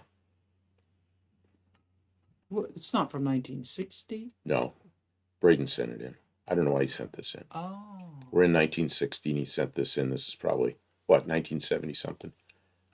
And that's a Dodge Diora, late 60s. Although, there is something interesting about this 1960 Ford station wagon. The back window, the tailgate, is the front window on this car. That's crazy, isn't it? It actually is. Is that how you get in and out? Yes. Raise the windshield? That thing lifts up and the front of that thing twists sideways so you get in and out through the front. Yeah, it's kind of a crazy thing. Oh gosh, I can't imagine what that's like in an accident. Oops, what did I do there? I messed something up. Maybe that's all there was. No, I missed one for some reason. There's this one. I missed this one. And that could have been 1960-ish. I don't know what year that is. Braden sent that in as well. But he never sends in what it is. He just, says like image because 4. It's asymmetrical. That was and I think that's a bold thing. What's his name at Chrysler? Exner did a lot of asymmetrical stuff at the end of his career.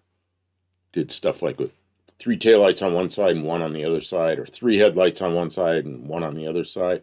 Scoops that were offset. Yep, that's right. It's an Exner. That's an Exner thing. Yeah, sure it's kind of designy. Got the side the pipes. Plymouth XNR. I've always loved that one too. Can you look that up? Probably a slant 6 because it's got the. Oh, but it's slanted the wrong way. You have to put it in backwards. No, it's the right way. The carburetor be up under that scoop. Oh, it's where the carburetor be. Okay. The tailpipes come out this side, not the other side. That's perfect for slant 6. Can you look up Plymouth XNR? It was a show car that Exner XNR did. And okay, so. Oh yeah, this is that. Oh, is that is the XNR? Yeah, I got. Oh, it could be. Oh, okay, I didn't realize that was the XNR. Yeah, because if you get the back of that, it looks really weird. Really offset, strange. Oh yeah, see the one fin in the back? Yeah, XNR. Is that crazy or what? No, I think it's neat. I don't think it's crazy. Same guy, same Exner. Is the same guy that did all the crazy Plymouths and Dodges and DeSotos and everything, all the giant fins and all that. Same guy that did this. This is toward the end of his career. Although I don't. Okay, so What's the passenger supposed to do for a windshield? passenger, well, it's got a little flipper thing there. That's kind of strange.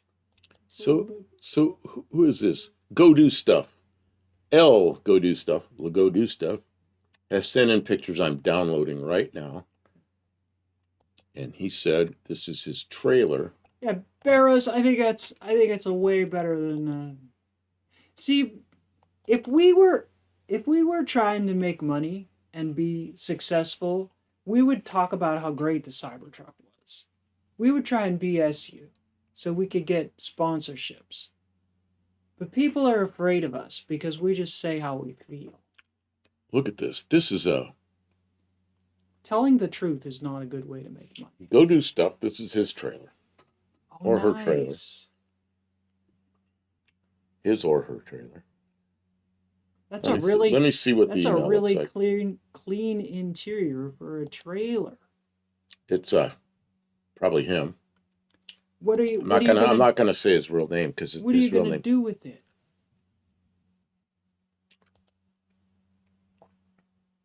Oh, it's got a fold down bed.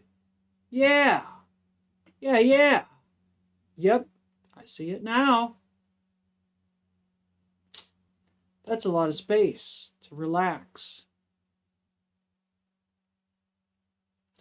Mexican Spec says, who cares what the passenger does?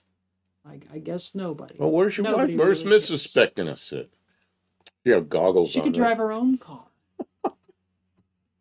You can get a pink one, you can get a blue one. So I'm gonna go back to. I mean, that makes sense. You just make single-seater cars. Everybody has to have their own car. No two people can go in the same. Kyle. Okay, Kyle. Because it came through Kyle somebody, but I didn't want. I don't like to read people's name that their real name that comes through on their email unless they tell me it's okay. So okay, Kyle is go do stuff. So this is his trailer. I put in those E-tracks to get the plywood in and then take them out. Yeah, I see that. That's great. Because as soon as you put something like that in permanent, then you need it for something else. You can't have like 6 different trailers. Because, like, who has the money for that? I'm looking at this sandrail. 1960 pink Cadillac. What did they do with the sandrail? Effortless wheelies. Oh, what's 700 horsepower sandrail this? Holy crap. with tracks. For the snow. Oh, wrong thing. What is this we're talking about? Oh, Cletus McFarland. Cletus McFarland. Yeah, just Mr. Moneybags. Well, yeah. That's all anybody cares about. They just want to watch rich people spend money. Rich people wreck stuff. Yeah. That's all YouTube is. That's the only people who make any money.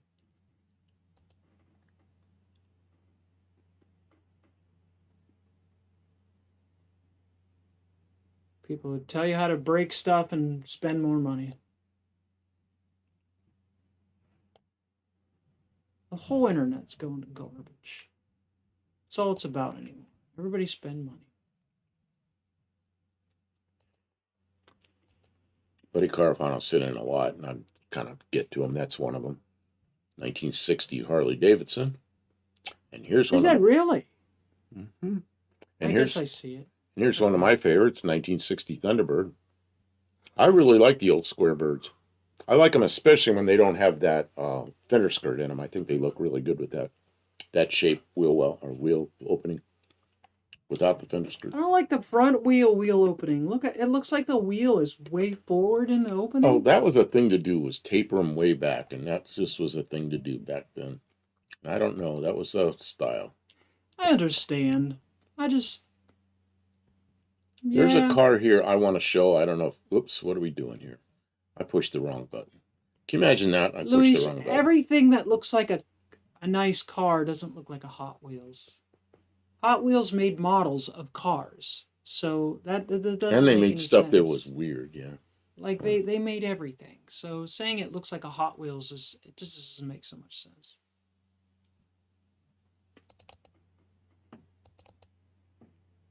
Hippie Long, did you guys get the pistachios yet? No, he hasn't been outside in a couple days. Oh, You'd have where to do go they? to the mailbox. Oh, I got to go to the mailbox because somebody else sent something too, but I don't want to say on here what it is. But okay, see that one? That's a car. Nobody knows what that is, but look at the wheel well on that too. In the back, see that was a style. That car was built in 1958, and you see how that wheel well was. That was a cool thing to do then. You know what car that is? I can't see it. Your head's right in the way. Oh, come on, Tim. You could scooch it up a little bit. I guess I can. Move it again. Yeah. Now I gotta click and drag. My hand's getting tired. My pinky. My pinky. Ow. Ow. Somebody send in Ow, my pinky. a thing Ow. for a little sweater for Kim's pinky. Oh, my pinky. I'm gonna take that down because that's annoying to you. Honestly, for some reason, it looks fine on the other car, but this one it looks out of place. Maybe it's the white walls. I don't know. There's something about it. It just looks. Yeah, there's people who say that car looks like a boat. Yeah, I remember people coming up. Is that a real car? Does it float? It does look like a. That's the car that I'm working on getting back right now. So you know about what's going on there. Yeah, I don't know what's gonna happen. It's a wait and see thing. Yeah, I think I'm working that problem out. That was my car. Somebody got it through because somebody died and it was just screwed up mess. So now I have a chance to get it back and I'm working on getting it back. So, yeah. There's no more sponsorships. Braden, there's no more sponsorships. It's all AI. It's all AI influencers. I don't want to be an influencer. Like, I don't want to try and convince you to buy something because it's buying things is not going to make you more happy. I know it's controversial. It's controversial, but buying more stuff won't make you more happy. If you're not happy, buying more stuff isn't going to make you happy. And buying more junk is not going to solve your problems. I can't solve your problems. You want to zoom in a little or is that good enough? I can't fix people. I can fix things, but I can't fix people. Oh, Dougster just got an RLS plumbing ad. Oh, Inspect got a ETN. but RLS Plumbing can fix your plumbing. They can't fix people. Well, I guess they might. What kind of plumbing is it? ETN.com.mx. MX? I don't know how you pronounce that. That's a bus company. MexicanSpec.that. So there's points, Kim. 2 points for everyone telling us about advertisers. Thank you to our advertisers. They pay for all these kilobits. We are running at high definition, 7,000 kilobits per second. That's a lot of kilobits, people. The ingestion servers at YouTube are gobbling them up. And all that gobbling costs money. And you know who pays for it? It ain't me. I'm broke. Oh, man. It sure as heck ain't me paying for all those kilobits. It's our advertisers, and we thank them. Buy stuff from them. Call RLS Plumbing today. Get them to fix that leaky faucet. You know your garbage disposal's on its last leg. Have them come and service your furnace. They probably do this disappears. heating and air conditioning. Call today. Mike Ken says, are you kidding? Have you ever bought a wave runner? I dare you not to smile on that thing. Okay, I got to tell a story about a wave runner. I was working for a guy. We built airplanes, and he was kind of a boat kind of guy. And he took me out one time to a place, and he goes, look at these. And they're wave runners. We're in some dealership. I'm sitting on them. He goes, make one of these that flies. So we started working on it. The control system is in the shop up there because we never finished the airplane. But what we did was we made I got to sit where people could see me, the handlebars, which were wider than this. You turn like this, and it would move the rudder. The rudder back there would go like this. You lean the handlebars like this, and it would move the aileron. So it would bank like this. And you pull back and forth, pull back, the nose comes up, push forward. And it had an engine back behind my head with a big old propeller on it, and a float and wings and a little tail back there.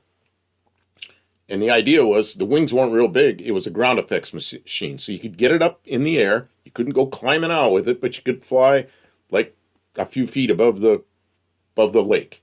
And you'd fly around like this. You'd lean like this and turn to move the rudder, or go like this to bank it, or pull the nose up or set it down. And the throttle was like a motorcycle, like this. We didn't finish it. He got killed in an airplane accident before we finished it. Another airplane. But anyway, yeah, I know about wave runners, and I was well into making that thing to fly, and we just didn't finish it. That would have been fun, I guess. Probably would have killed both of us because it's going to be way too fast. You know, like 100 miles an hour over water, you know. Buying stuff with OPM is even better. What is OPM? I think you smoke it. Oh. It's dangerous and illegal, so don't suggest stuff like that. Hippie Long says, where's our merch? You want to make some merch? I don't. Who wants to buy Buff and Kim merch? Come on. I don't try huck merch on you guys. We could have little fake mustaches to just stick on.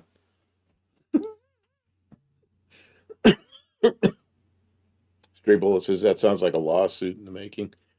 Yeah, well, right, applying. But then again, you know, that I was thinking that. I was like, you don't want those. But they actually do sell wave runners. Well, we called that. And I'm sure people get hurt on them all the time, but they still sell those things. They've been selling them for decades. We were going to call it. How is that not lawsuits? We were going to call it the Sky Scooter. I don't know if that was a good name, but we were building one for my crazy boss who was just.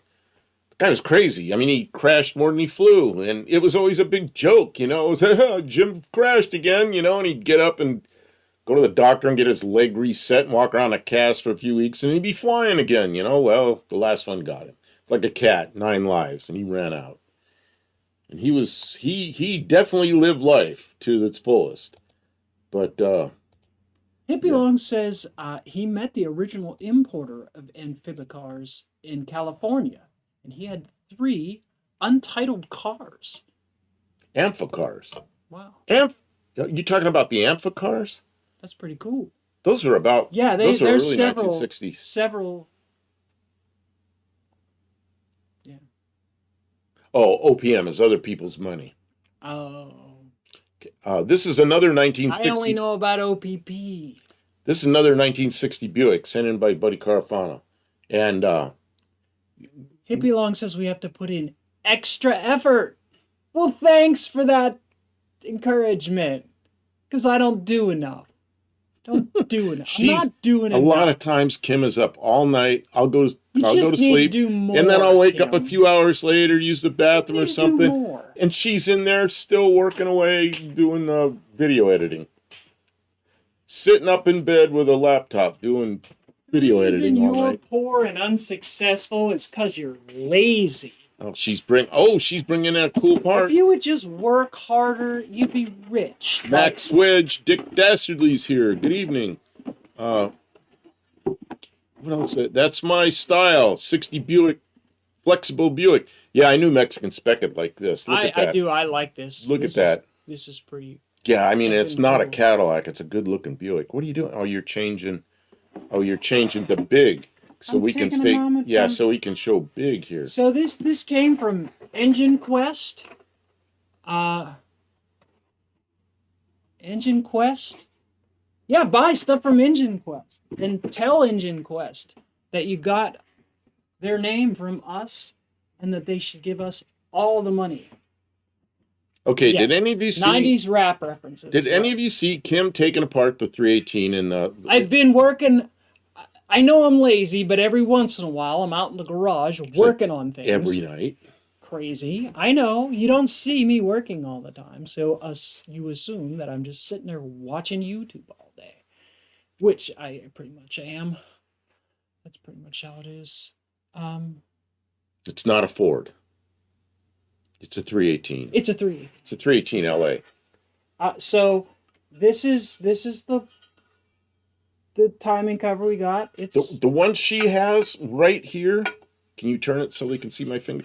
Right in this area, right here, and right in this area. It's paper so thin. Corroded. It's just like a razor blade. I don't know how it was. There's no gasket surface. We would have had to like epoxy fill it. I can't believe sand it back down. And because there was like corrosion, really severe corrosion, Hippie Long's taken off. it Take might care. have even been leaking water into the engine because there was like a tiny lip. So 95 Sport says, hi, you guys, just wanted to say hi and throw you support. Well, thank you. thank you. So, We appreciate you. so this is brand new. And I said to Kim, where does it come from? China? Well, turn it so we can see. It's downside up. It's upside down. Oh, no, it isn't. Heco and Mexico. Hecho in Mexico. Which, so I'm pretty happy with that at least it's our neighbors that are making it. The surfaces look good. The quality, it's a heavy piece of. I feel like it's gonna be okay. I don't know. Maybe the threads all look properly cut and everything. It's got the.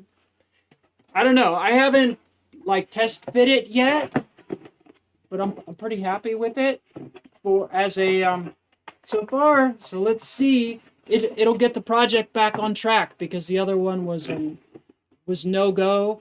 I got Hastings rings. Wait, what did it say? It said something else on there besides made in Mexico.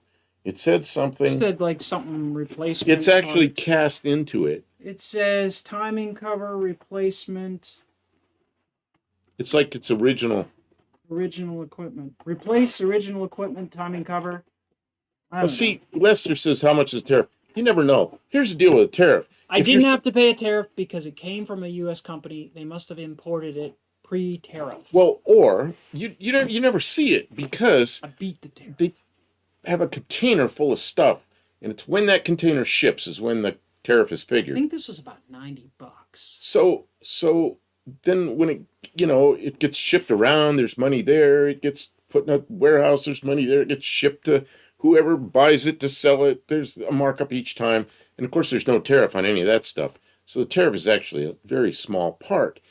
Unless you're like Mexican Spec and you're selling one big item. Then it hits you like gangbusters, man, because you got to pay the tariff on the whole thing all at once. So, something like this, you're not going to see it. America is screwed unless we do so. Oh, even if we do something, there's a lot of hell to pay for what's going on right now. But it's a complicated thing, and it becomes very political. But world economics right now, there's a lot of countries that are having severe economic upheavals, and we are not isolated. We are going to experience it. But other countries have been charging tariffs on goods that come from the United States for quite some time. Like the U.S. didn't invent tariffs. Well, there was tariffs sending things from the U.S. into Canada. They've been charging that for a long time. Back when I was selling airplanes in the 90s, I had a 25%. They didn't call it a tariff. They called it an import tax. But when they charge things coming the other way, the U.S. is evil for doing that. So, anyway. So make it make sense, because I don't know how that works. They can charge it against us, but we can't charge it against them. Now, is it going to cause upheaval? Yeah. Yeah, it sure is. So anyway. Is it going to stay this way? I don't know. I hope not. It'd be nicer if we could trade in some way that makes sense. So anyway, we got a pretty nice Cope piece. Racing Transmission says the stock market hit an all-time high today. Woo! We're in the money! Too bad we don't own it. How's your stock portfolio looking? I don't own any stock. Cope, do you own stocks? Did you make a lot of money today in the market? We could celebrate that. That'd be awesome. So, do we have like a thing that throws confetti? I need to get some of those on-screen sort of things. You guys know what I'm talking about. Who gives a shit about cars? We're just talking about important stuff. Like free trade and stock market highs. All new stock market highs. I'm not worried about money. My portfolio looks fantastic. Plus, how is the car market going? I think, didn't they just do a bunch of those auctions? I think all these old junk cars I have are probably worth millions. Millions. How much is a 66 Dodge Dart 4-door with a slant 6 worth these days? Are there any comps out there? I'll bet it's worth Hundreds of thousands of dollars.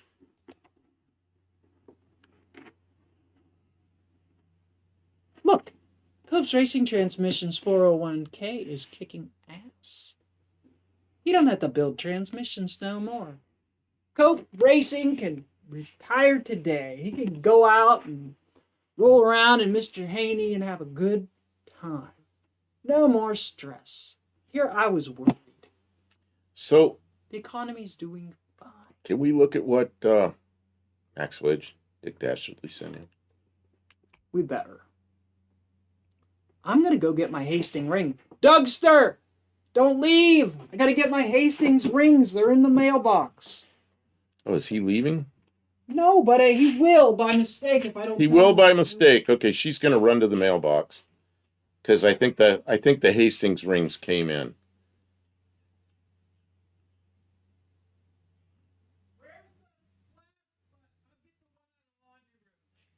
She is having a rough time tonight. Hastings rings, made in America, by Dougster's mom. Yeah, made by Dougster's mom. 95 Sporty. I live one day at a time. I try to. Well, no, I gotta plan ahead a little bit. I'm trying to get a car back right now that I owned many years ago, and it kind of got out of my control one way or another because of death and it just got screwed up. Too long a story. So, I have the chance to get it back, so I'm trying to get it back right now. And I showed a picture of it a few minutes ago. And some people say it looks like a boat, but I think it's a pretty cool car. Oh, mother-in-law, so you're close. Well, she's running to the mailbox. This is Dick Dastardly. Yeah, I like 63 Plymouths. I really like the looks of a 63 Plymouth. I don't know why. I just do. And instead of saying Plymouth across the hood, it says Doom. Is that what it says? Doom?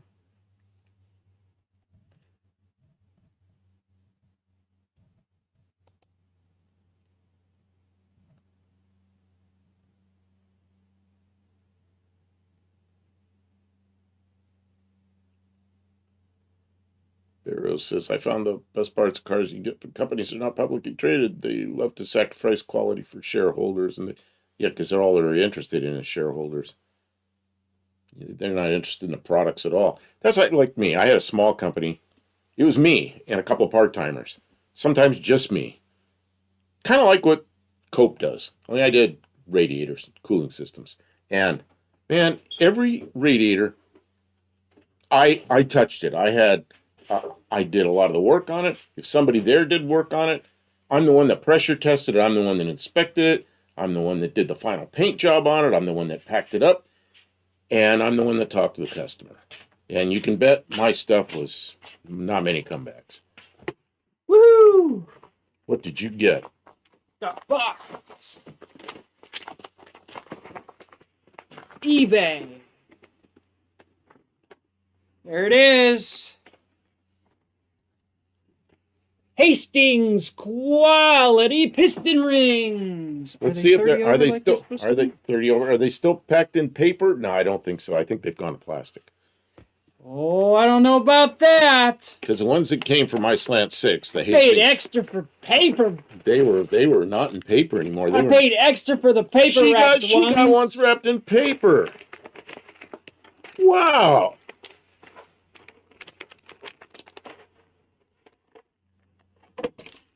Oh yeah, that's the good stuff there, baby. They smell like Kim just came out of the left turn signal. You're gonna eat them? They smell like Hastings rings. Oh, so good. You can feel the quality. You can feel it. Check it out. Them are real rings. Real rings. What are they? 318, 40 over, right? Is that what they are? 30 over. 30 over 318. Yeah, listen. They make a noise like rings. Twang. Paid extra for paper. I did. None of that plastic stuff. Hastings, Michigan. I did. I could have got him for half the price buying Chinese. I was like, no. Dexter's mom made those. I really did pay extra I think he said his stepmom or of something. my Who own was it? of my own money. And when I was out there, I remembered something about, yeah, so the project continues. It is still a 318 engine, even though it's a 30 overboard 318. I am not going to So give what's 30 over an 8? I don't know. I'm not going to assign it some other number. It's a 318. It's board 30 over. That's how you designate it, or else you confuse people. My thing here seems Mother-in-law, thank you, Doug Stir, for seems- recommending Hastings rings. Right? Them have probably been on the shelf for, you know what? You can buy Hastings rings from China. Seems like maybe that is a lie. Okay. What the hell happened here? How on earth do you copyright protect it? How do you protect your intellectual property from the Chinese? It's Oh, thank you, Braden. Mo Parquet is cuter because she's younger.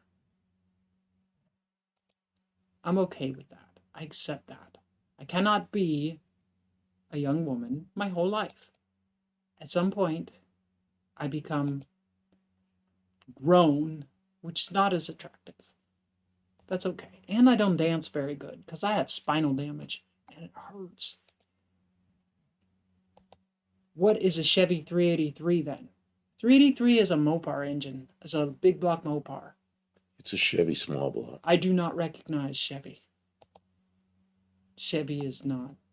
Chevy is my enemy. So what is a 383 Chevy? Oh, I don't know. Isn't that a 350 with a 400 crank, I think? Oh, yeah. Or is it a 400 with a 350 crank? No, it's a 350 with a 400 crank, I think. There is Chinese Hastings. That's legit. They began that in late 2000. What? Oh, is it Hastings? Hey, now you got to dance. I don't have it. Oh. Where's my Studebaker thing that I'm Thank supposed you, to do the Barrows. lights behind me? Oh no, I know. We put the drone up here for the It's a board 350 or is it a stroke 350? It's not going to be bored that far. Yeah, it's a stroker. That's what I thought. It has a 400 crank in it, I think. Probably from the stress of learning so much. That's why my hair is going gray. It's from YouTube. So she's got her fancy pants on. I'll be right back. What are you doing? Well, thank you, Barrows. Thank you. She's gonna dance for the. I got Hastings rings. Here, I'll make a little song. And you got a Barrows. Hastings rings. The Barrows donations. For my 318, I'm gonna put it together. Gonna drive it down the road. Gonna put it in my Dakota.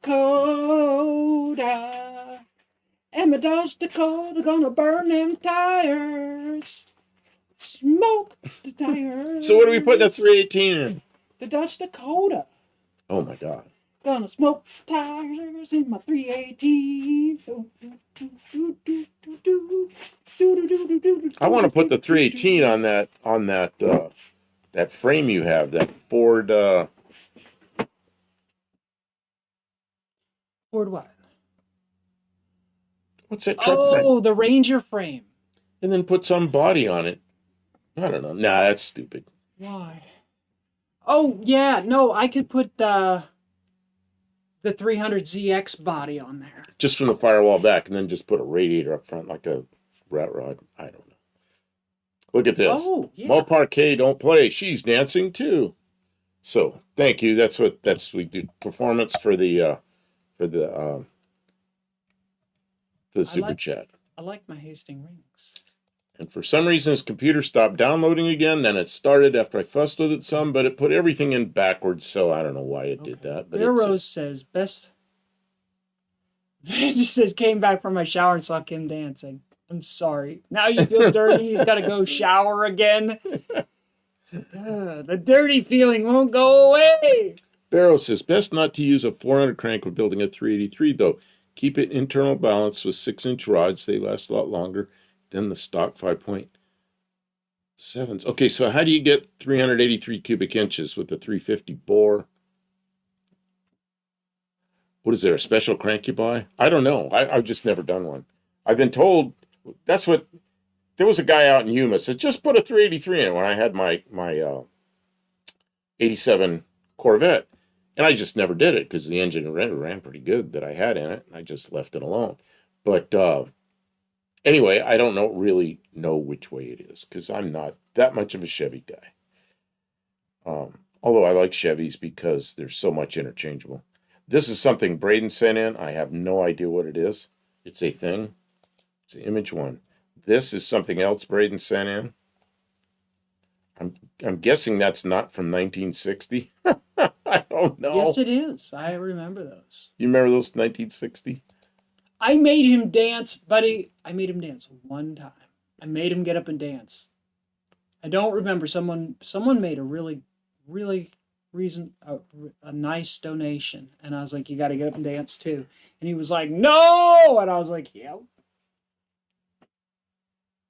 I don't know why they didn't build more pontoon cars like that. I don't know. Everybody wants a pontoon. Drive around a pontoon. Look that up. Oh, Mexican Spec says we had 2 hours. We have to give up now. Oh, look at this. Here we go again. Lester LeSabre. I don't For have Kim's to do it dance again. with the box. You don't have to dance again. She did the box dance. I'll look it up. And then I'll bring it up. I'll do this myself. Do a box dance. Do the box step. I'm doing the box step. I pushed the wrong button.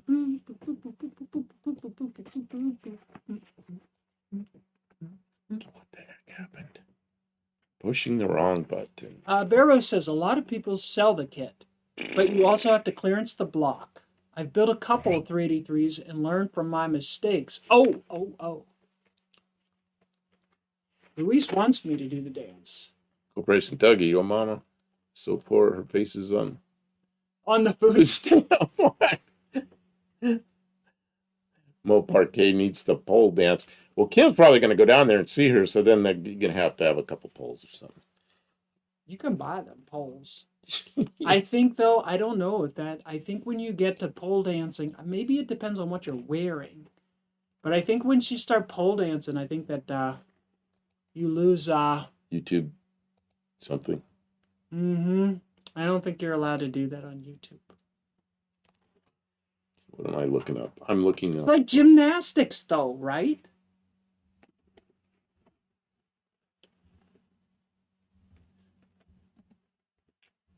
Dougster says, your mama teeth so yellow, she smiles and traffic slows down.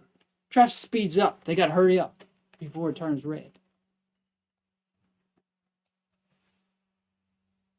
Mark Sauvé asks, are those file fit rings? You know?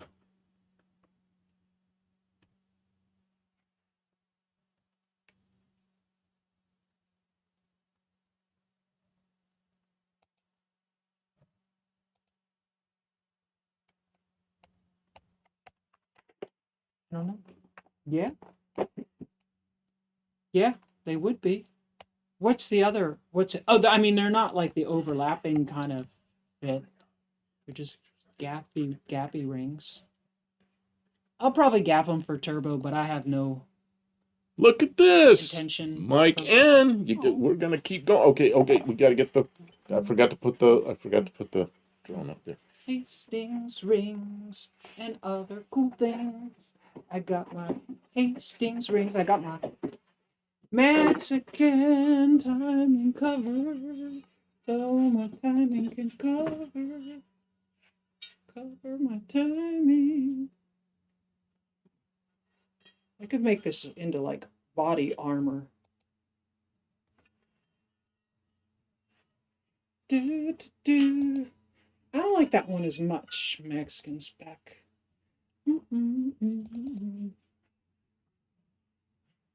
You said pontoon cars. This is what I was thinking, a drop tank car. Guys, don't send stuff. I'm complaining about YouTube not paying us money, not you guys not paying us money. Well, this is really nice. Thank you. You guys are helping with offset some of the cost of these toys. I don't have to build a burnout truck, you know, but I gotta do something. His car's pretty much done.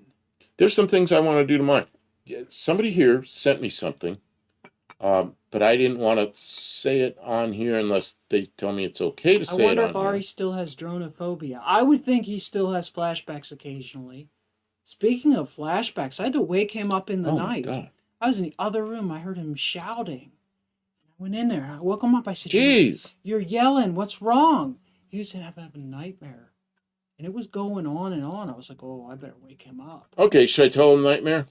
I'll tell him nightmare. You can, okay. I was laying there on my back. I'm sleeping, but I'm in the middle of a dream, and my hands are here, laying on my back, and somebody is holding my hands down and won't let me move, except I can't see them. They're invisible hands, but I can tell they're hands because I reach over and I grab them, and I can feel somebody's hands there, and they're keeping me from moving. And I'm trying to move, and I'm trying to move, and pretty He was soon, like shouting in the dark. pretty soon, somebody's on this side of me. The hands are coming from this side. Pretty soon, somebody's on this side of me, touching me. Except I can see those hands, and I'm kind of waking up, and it's Kim. And she's going, it's like, are you okay? Just, yeah. I said, well, you saved me from the invisible hand. Mm-hmm.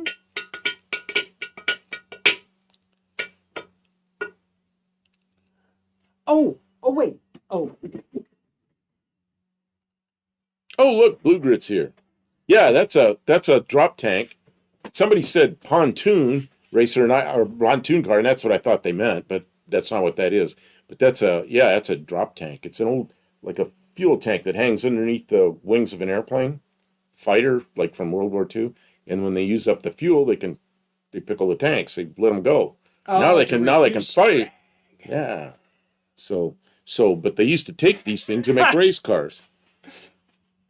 Mike says, I'm not saying it was aliens, but aliens. Sleep paralysis is very normal. That's why you try to run and it feels like you're running in quicksand. Is that true? Because that's one of the dreams I've had over and over. I've never had the running in quicksand dream. I've had them where there's two that I have. One is I can't move. And like that, somebody hold my hands.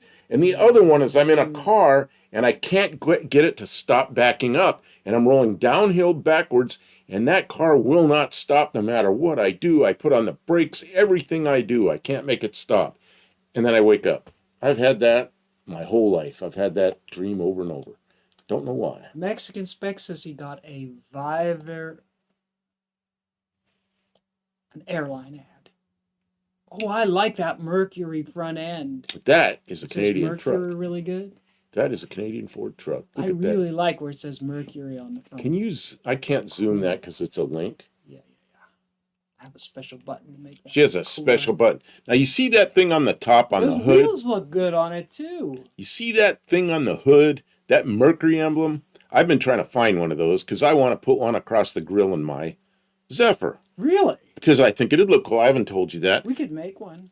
We're going to have to make one because the cheapest one I could find is about like $180. And guess what? I'm not spending $180 to put an M on the front of my car. Ooh. So, yeah. We should take a mold off of one. I got some clay. We'll make a mold and we'll pour a cast. Oh, the Mercury truck's got the 410. You know what a 410 is? That's a 390 with a 428 crank. So, I thought of something when I was out there getting the mail. I had to run past my car, and I noticed that the number on the side window of my car is 1158. And if you look at the videos that Professor P, and I was hoping he would be in here tonight, but he's probably busy. But Professor P was driving his daily with the Slant 6 with the dual Holly 1920s, and at 6 Smokies, I'm faster.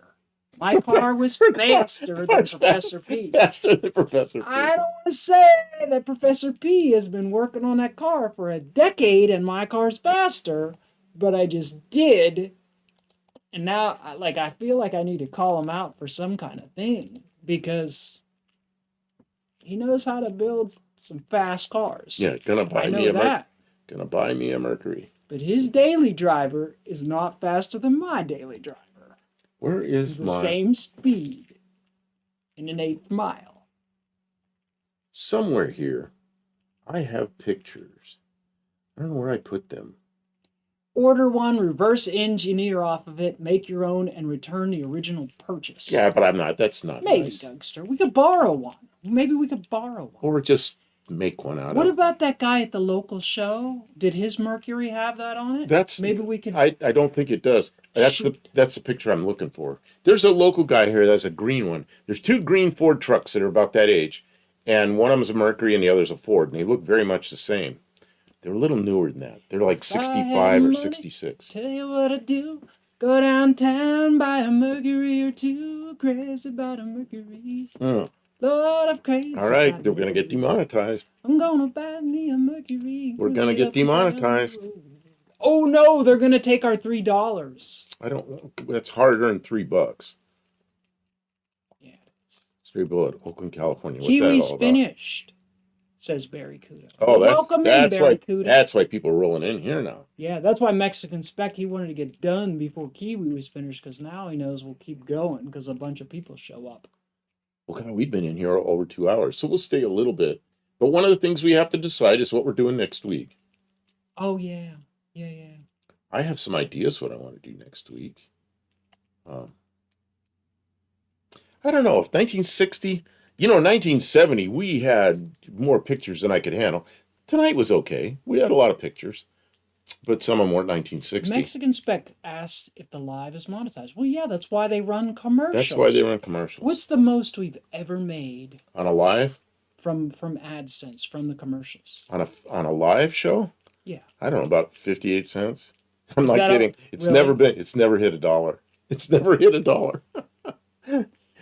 Although because it pays for the kilobits. Because of the super chats, it makes more money than anything else we do. I don't know. We've had a couple of we had a short that made quite a bit of money. Like for a short, like $8 right? or something. Yeah, that was crazy. On a short, which is crazy. That's huge. That's huge for a short. Yeah, well, you've made now what? Like 400 or 500 shorts? 400? Well, at least, yeah, probably 450, something like so that. One of them made $8. The rest? Yeah, most of them don't make any. They make like pennies. Pennies, yeah. Couple pennies. And once in a while, you one that's over $1. Every once in a while, there's one over $2, and then there was the one that was. But like admittedly, they're not very good. No, but it adds up. I mean, it adds up. Sometimes they're okay. The other night, I set him up for a really good short. What was that one that was really good that I set? I didn't even really want to go up there, and she goes, come on up. You got to do a short, and I go, yeah, okay. So I went up there, and you were doing something with the 318, weren't you? Yes. What was it? And I set you up to show something with the 318. Yeah, what was it? Don't worry about it then. I don't know. I thought, I just can't pull it up out of my dead head. Sometimes we actually put effort into the shorts, and then they get a little more views. Well, and sometimes we put effort into one, nothing happens. We get like 40 views. And then we'll do one that I just think is stupid. Remember when we first and it gets 800,000. We first started doing shorts. Yeah. And we would record like 10 minutes of video, and I would spend like 3 hours editing down into a 1 minute short. And then it was like 150 views, and I'm like, this is a lot of work. Look at this. Everybody's saying 1967. Okay, we got one for 1965 next week. We got two for 1967, three from 1967. Oh, no. Two from 1967 from the same person. 65 or 67. 65 or 67. Mexican Spec says we've done 67 a few times. Well, you know what? There's not enough years that we're not going to have repetitive stuff, but I suppose. Vintage Adventurer. Tanner he's pretty close to monetization, aren't you? Go do stuff. Says I made a short to make a friend of my friend, and it got 10,000 views. Yeah. Oh, I've done some that were just like stupid. I did them in seconds and didn't even think about it. And and I did real well. Yeah, and Lester says 65. Who was it said 65 up there? Was it Lester twice? No. Can't see. Who was it? Can you back up just for a second and come No, back? we can't keep backing up. Okay, Buddy. buddy. Okay, so go back Buddy down. Carfano It's used Buddy to Carfano. always pick what year we did. And He Lester was good says at 65. Mark Sylvain says 73. Didn't we just do 73? Luis says 65. We did Okay. 75, and then we did 65, then we did 70, and then we did 60. Vintage says, I'm struggling to get my watch hours. Man, we did that. We finally made our watch hours. I go, all right. And then we made a mistake. What? We waited like 2 days to go in and do the paperwork. Oh, and we lost. And we're losing hours off because it'd been over a year. We were losing hours off the backside of it. And it went under 4,000 hours again. So it's like, oh, we should have done it. So then we had to wait another week or so. It went over Mexican 4,000. spec knows. We went over 4,000 and we grabbed it right then. Well, now we've got plenty. The craziest thing about chasing view hours. And I mean, we were chasing view hours for months. Like we're never going to get there, you know. We get a couple and see, I was watching on my channel too. At one time I was trying to get my channel monetized. I just gave up because it was like it was hurting me emotionally. It was so difficult. We were trying to get there, right? So we finally did get here. And then once you're monetized, view hours don't matter. They don't even, it just doesn't matter. They don't care at all. But we got so many now. It's completely irrelevant. But now we got. It ceases to matter. You struggle. It's like this big mountain to climb. And then it's like, oh, you don't care. It doesn't matter anymore. As soon as you get your hours, go in there and get your AdSense. Do the work. Don't put it off by a day. Okay, so this is Max Wedge. Sent this in. Ooh, look at that. There's some work being done. You know what, though? It looks like there's a lot of solid frameage underneath there. Can you back up just a little bit? Like there's metal to weld to. They're just doing a quarter. And that is a... Zoom in a little more for me. Okay, I will do that. Oops, that's too far. No, a little more. I'll... Okay, there. Okay, I got to try to find where that came in from. It's a 69 Super B. Wow, I couldn't tell if there was a Roadrunner or a Super B or what it was. I could see me doing that kind of job on a car someday. Man. Yeah, that's they don't demonetize if you drop below the 1K afterwards. You never do, Mexican spec. It just doesn't happen. Once you're monetized, no, they don't keep track anymore. I think once you get there, you're there. Hey, Danny Boyd's here. It's been a while since I've seen you. So I've seen you, but just not in here. I've seen you. He's like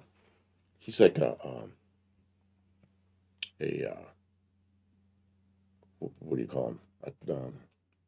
Why can't I pull words out? Just normal words. I can't pull them up. While you're in there, tub them rear wheel wells, move the inner frame rails in, make the leaf springs inboard. Just put some big, fat honking rubber under there. So Danny Boyd's a mod in some other channels, and he's a hammer. Man, somebody says something stupid, I see it, bam, it's gone. Danny Boyd. It's like, man, you are a serious mod. Who? Danny Boyd. Oh, I was watching the Get him, Dan. I was watching Dougster, and somebody came in there and just some troll, said something stupid, something horrible, and man, they said it and they're gone that fast. It was Danny Boyd's. He just sniped him right out of there, and then somebody else came in, did something similar. Bam, Danny Boyd. I thought he's maybe we should make him a mod. Although we got good mods. Oh, you know what else? When I was looking at my car, when I ran out to get the Hastings quality compression rings, and I noticed that my car. Racers here. Oh, everybody's coming in. Hey, Ray, welcome in. What were you? I'm sorry, I interrupted you about your rings. I am reminded that the reason my car was getting such poor fuel economy. Remember, we were driving back from Sykeston, and I was like, man. That thing's I don't think sucking up fuel like it was getting terrible gas. I'm like, this thing, and I couldn't find a leak or anything. It's leaking out the gas tank sending unit again.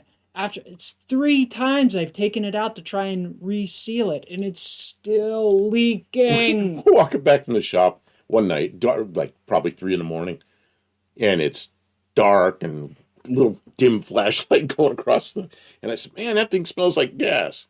She takes my flashlight and looks underneath, and she goes, "Man, the gas tank's leaking again." I said, "Well, that's why you're getting bad fuel economy. You're more gas going on the ground than in the engine." So that's why you Leaking get out the sending unit that's why you get seal. that's why you get 7 miles a gallon. You know.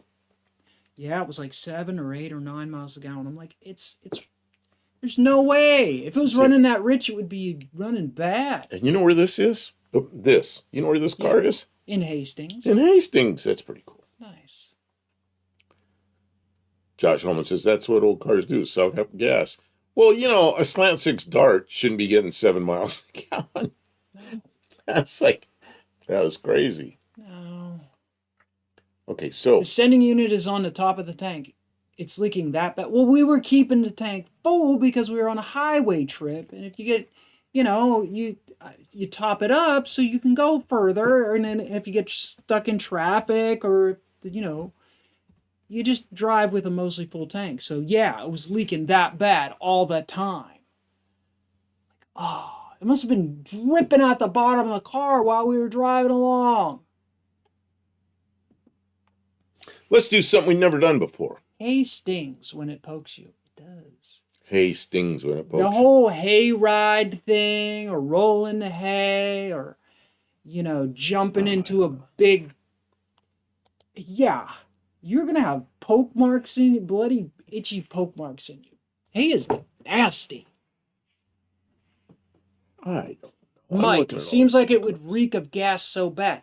That's the thing. It was we behind her. It's behind her. It was behind me, yeah. But She's got even fresh when air we coming stopped, I guess it wasn't leaking that bad. I don't know. Yeah. I couldn't figure, and it was leaking a little bit out the filter, which I knew needed replaced. It was a plastic filter. It's finally leaking. It's not time for a new tank. There's nothing wrong with the tank. It's a sending unit. Not the tank. It's the gasket. I feel you, buddy. Honestly, at this point, I'm so over it that if replacing the tank would fix it, I would. But the problem is it's the seal on the tank thing. It just doesn't. She put a new seal between the tank and the sending unit, and it's a piece of crap. It's like already swelled up and turned into garbage, and it's leaking again. So whatever the new old stock seal is you put in there, gasket, whatever you call that thing, it probably is not resistant to whatever's in today's fuels. Could be the alcohol, could be any number of additives they put in today. So she'll probably make one out of something else. I don't know. Make one out of real thick cardboard paper like gasket material. I don't know, Kim. What do you do? It's getting bad gas mileage because of exhaust leaks. Boy, that's a strange computer issue, isn't it? Fix it with a carburetor. I don't know what I'm going to do. Well, you know what? When the you know what I'm going to do? Take the tank out. I'm going to weld the frickin' sending unit in with a welder. Then it won't be able to leak anymore. It won't be a gas tank anymore. It'll be a bomb. Ever tried running through a sugarcane field? It's like a field of razor blades. I have not tried that, but corn can be that way too. It will cut you up. Don't grab a piece of corn stalk with your hand and pull, because it'll slice your hand. Mexican Sex says, how about all 63 Plymouths next week? He thinks Max Wedge will 63 agree. Plymouths. Because of Max Wedge. Because he likes 63 Plymouths. I like 63 Plymouths, but that's too many 63 Plymouths. I was going to say let's do all Canadian cars next week, but I don't know. Barry Kuda said he was the most beautiful baby in the nursery when he was born. Everyone agrees, but later on people didn't like him as much. That's funny. Who said this? Barry Kuda. Mike Kent says, welding on an empty tank, good luck. Back when I had my radiator shops, I was the only guy in that city that would put a torch on a gas tank. And I put torches on gas tanks every day. And I made more money with the fuel tanks than I did with the air conditioning and the radiators. And the way I did it, I'd even do them with gasoline in them. Not more than about half a tank, because then there's no space in there. but I take an exhaust. I have always had a car without a catalytic converter. I take a big old hose, stick it on the exhaust pipe, stick it in the gas tank, let it run until the gas tank's warm, and then I know there's not enough oxygen in there to light off.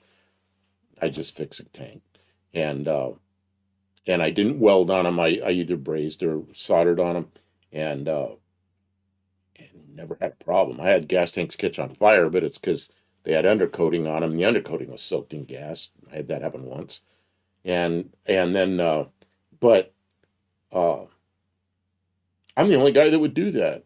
I charged plenty for it, and I got my money. People paid me. Stray Bullet said Chryslers don't make good low riders. The wheels rub, don't they? Why, Stray Bullet? Why do you say that? Low riders don't make good cars. Not around here. I don't know. Maybe there's somewhere in the world where low riders are fine, but I just imagine scraping on everything with a low rider. Did you guys watch any of the videos on Poverty Tour? That one guy with the low rider pickup truck with an LS in it, he hit knocked the entire oil pan off the bottom of the motor. Barry Kuda says he fell over on rock oysters once. Talk about getting sliced up. Oh my gosh, I can't even imagine. That sounds awful. What's this? Well, Ricky Berwick was in Canada, not the United States. Been contemplating working on gas tanks for a few of my friends. I fixed one before. Did you fill it with exhaust? You just got to do one without a catalytic converter because that changes everything. But man, I do them until the gas tank's good and warm, and then I'd make sure I'm on the top side of the tank, not in a position where you can flow solder, and it's pretty easy. Don't teach people to do that. And vintage, you get somebody blown up. Yeah, you got to be careful. But Tanner knows how to use a torch. He welds with a torch. That's how I learned to weld. Same thing. So I've watched him. I used to weld airframes with a torch. So Mike Hinn says, "Good for you. You can have that money." That's what most people thought. And you know what? I made good money. I made good money doing that. The suspension is crap for a low rider. Yeah, I could see that. Yeah, not the right suspension to low ride a Mopar. Danny Boyd, yeah, his oil pan was destroyed. They had to get a new pan and put it on. I know what I want to do next week. I see Danny Boyd here, and I see his little avatar. Is that what you call that little thing? That little blue thing? It's a pickup truck. It's a Ford pickup. I don't care what kind of pickup it is. Oh, yeah. Let's do pickup trucks next week. 1/2 ton, 3/4 ton, maybe 1 ton. No bigger. Let's do pickup trucks next week. Well, let's pick an era of pickup trucks. Yeah, pickup trucks. An era of pickup trucks. Be more specific. Newer than World War II. 1946 and newer. No, because then people be sending new stuff. I don't like new stuff. Okay, 1946 through 80-ish. Okay. How about that? Classic pickup trucks. Classic pickup trucks. Nothing we'll call newer than 25 years. Classic pickup trucks. Let's do that next week. What does anybody think? Uncle Kathy would say this is not gas tank welding advice. Oh yeah, she gets real nervous. I've sat there with Tony, years ago, and he and I were doing lives, and she was sitting across there with the camera and the phone, and she does all her chat on the phone. And man, Tony would start talking about something that she disagreed with, like something like that.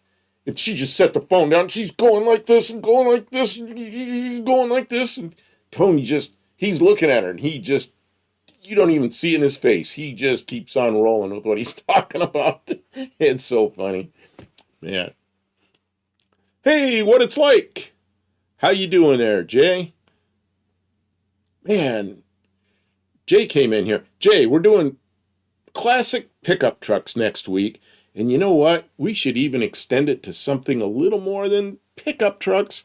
So if you have a classic pickup truck that's got some kind of bed on the back of it that's different than the pickup truck, like Jay does. Jay has I don't remember if it's a Chevy or GMC. I think it's a Chevy, but it's got a flatbed on it or some kind of a stake bed or something. It's a great truck. And you know what's going to happen? You're going to make me take pictures of my own trucks. Oh, you have I trucks. do have classic pickup trucks. Yeah. Couple of them. So, Max Widge says, pickups, sounds good. Simo, my pickup is a 67. Perfect, right in the middle of the classic era. Mike N, 67 C10. Man, that's one of my favorites. 67 had the small back window. 1 year. Looked really good. Ray, we want pictures of your rusty race car pickup truck. That fits the years. That's fine.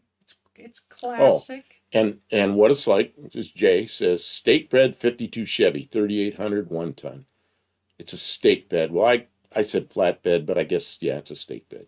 And So it's pretty Vintage cool. will send some pickups. Yes, Tanner has some cool stuff. I know Mexican Spec has some cool trucks. Dodge Power Ram. Yeah.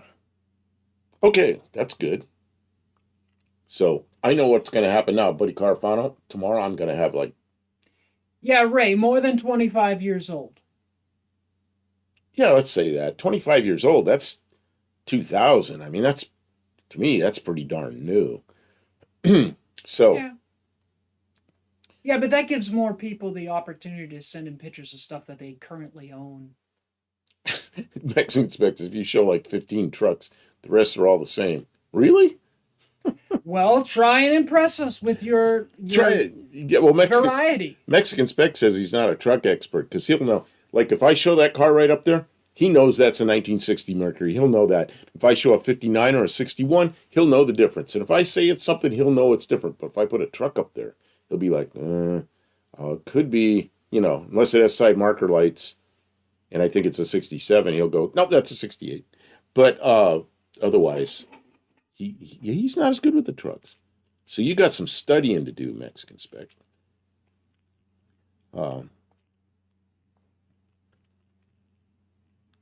Max Wage says, I had a 56 Ford Stepside with 400 Mopar.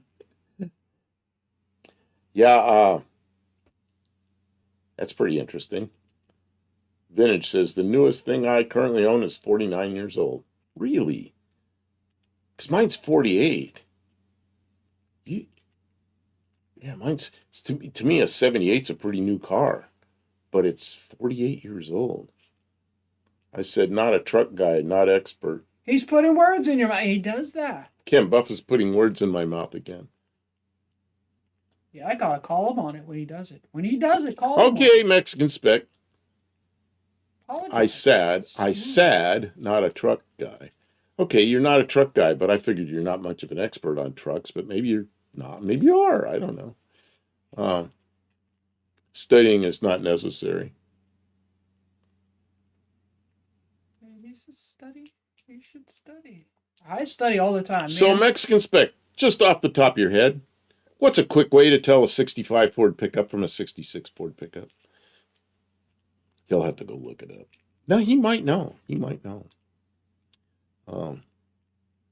Let's see. Vintage says, my newest car is a 76 Gran Torino. Wow, it's 2 years older than my car. I saw that sitting there on your property when you were waving the camera around. You might even been doing something with it. I've got your newest video. Like I've watched like the first 10 minutes of it, and it's sitting there. So I got to finish watching that after the live tonight. Danny Boyd, warranty tag. The warranty tag's different. I'm thinking the difference between a 65 and 66 Ford pickup, the 65, the grill has a bar going this way and a bunch of bars going this way on the grill. The 66 has like a funny looking little thing at the top. It's like two slits with a divider in the middle, and then it has a grill below that. And other than that, they fit the same.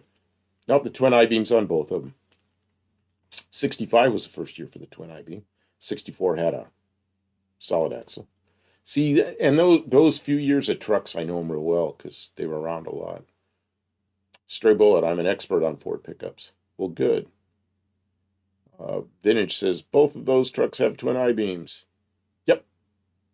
Yeah, it's the grill. The only way I can tell the difference is the grill. And they're interchangeable. You can swap the grills out. They just bolt right in. So you can make a 65 look like a 66 or 66 looked like a 65. The reason I know 66, 65, and 6 so well, I've told this before. I lived in South Dakota in a small town. My parents just kind of lost control of me.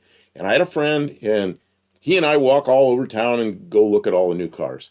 And we didn't get in trouble. But man, we knew everything about every new car. And it was really fun time. 66 has the floating Ford nomenclature above the grill, just like the 73 through 77. Well, it could. I said, Buff, you'll be getting pics of trucks in the weeds this week. Well, good. Nebraska weeds. Kim, how you doing back there? I got a question for Vintage Adventure Drives. Tanner, I'm building this 318. I got some Hastings rings. I got a new timing cover. What was the other thing that I recently got in a box for that engine? You got I got a timing chain. Dr. Go gave me a timing chain. I got a... do you have any 318 parts? I know you got some engines. I'm trying to sort out heads. The best heads I can find. You had two sets of heads, but one of them was the 360 heads, but they're a little rough. 360 heads got bad guides and burnt valves. Oh, yeah, the valves are the guides are terrible. Yeah, I don't know. You know, heads, if you could do heads while the engine's in the car, so but I was wondering if you had anything special.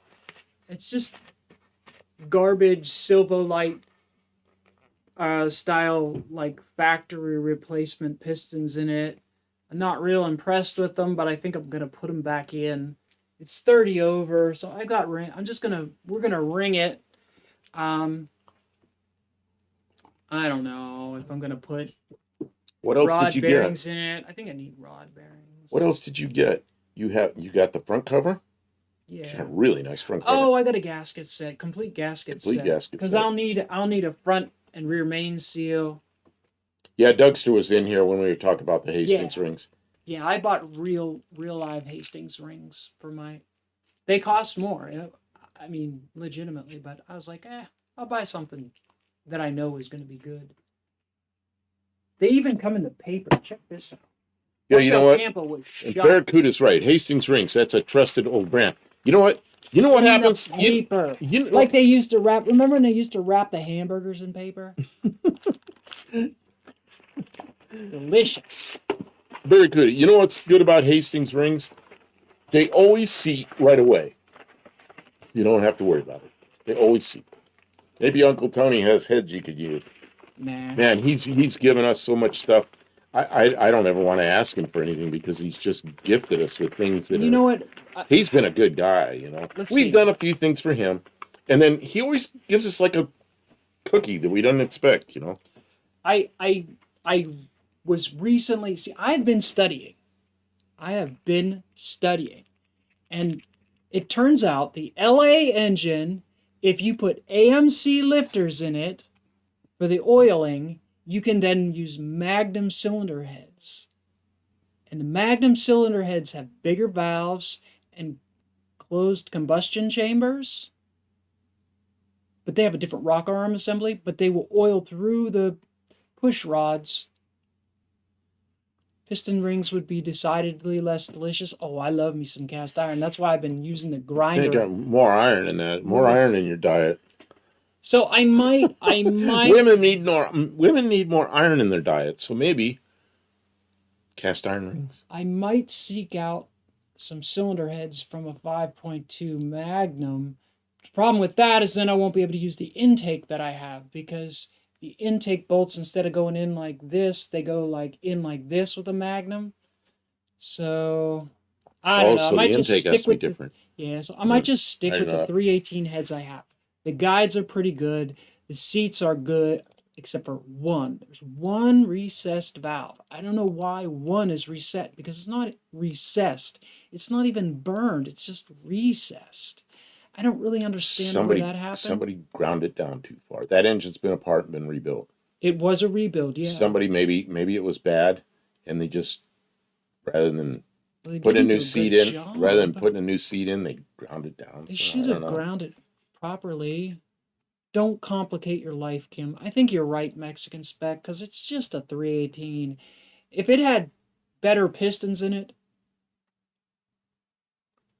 Almost every Magnum head is cracked. I like the standard LA heads. Yeah, okay.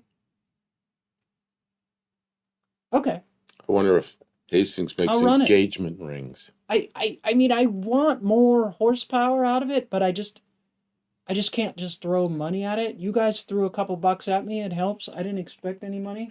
And I spent like $250 on a full quality gasket set, not the cheapest one I could get on eBay because I've been to that rodeo. You buy the cheaper ones and the gaskets come in, they're all like dried and like shrunk.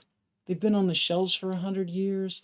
They're hard and like brand new, but they're just and they didn't fold my gasket. I didn't order from Rock Auto, so my gaskets weren't folded in half. Yeah, I the was so happy. head gaskets weren't folded. My gaskets came in this giant box. I opened it up. It had all this paper packing around, so it didn't get folded. I was like, okay. A lot of people are in here that weren't in here earlier. Can you show your front cover? Yeah. I really like that front cover. The one that was The front cover she had is just so corroded. It's just such. This gasket surface here was like razor thin. It was like for some reason because of where it was touching the engine block and the coolant there, it had corroded. Well, it's not just like there was a lot of corrosion in the engine block. We got to flush it out really good. Yeah, but that's a pretty nice piece right there. Really nice.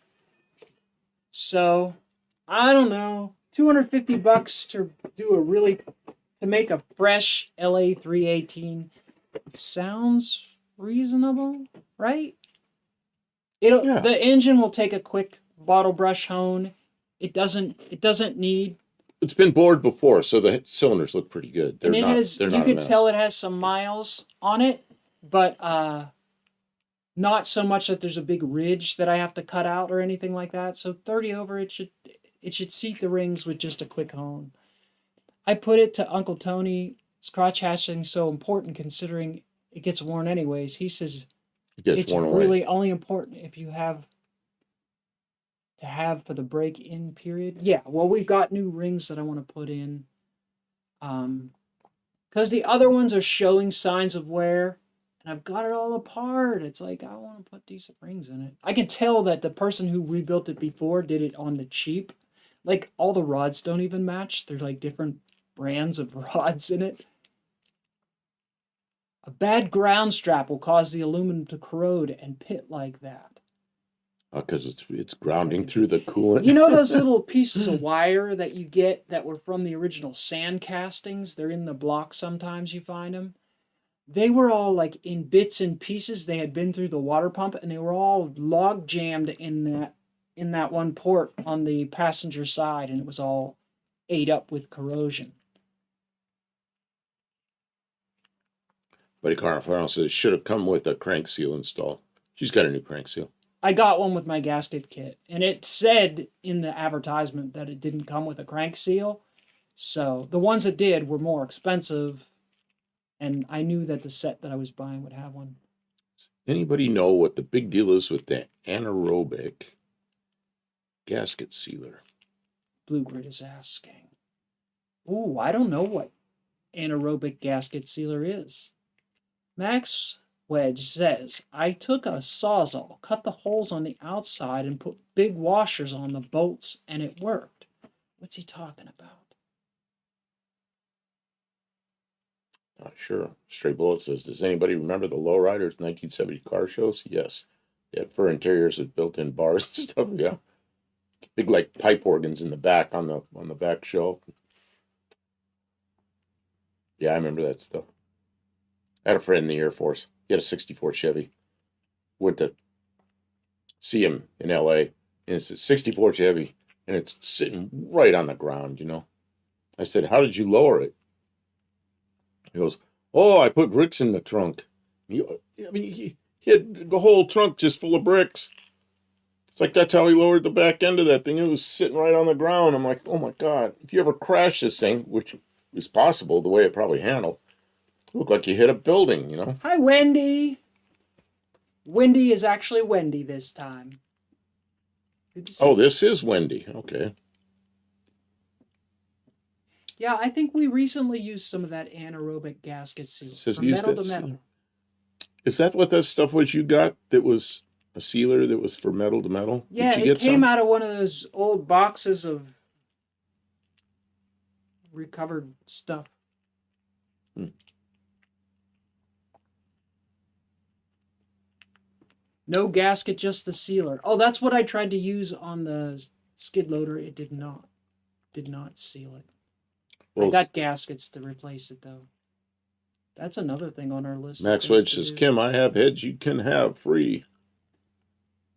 But are they? He's What in are they? Michigan, aren't he? Isn't I he? got 3 different sets of heads, but I only got one. The ones that I have that are good and ready to put on the car, they're LA 318 heads. They've got the little valves. I could do a little port work on, but I'm not going to spend a lot of effort on them because they're not. It's not going to. It's a low compression engine. The cam, it's like a 370 lift cam.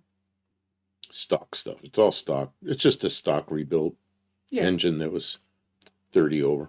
but it's going to make a boatload of torque in a Dakota. What is this? Mexican spec. So all 63 Plymouths next week. Did I hear that right? Yes, Mexican spec. That's all you have to send is 63 Plymouth trucks. The 30-inch tires were probably struggling with all those bricks. 13-inch tires with those bricks. Oh my God! Can you imagine the They side? were. They walls were like, little tiny wheels out like this, and it was 64 Chevy sitting low. Uh, let's see here. So we'll do classic pickup trucks, and anybody that made a 63 Plymouth pickup truck. into an El Camino. Yeah. Yes.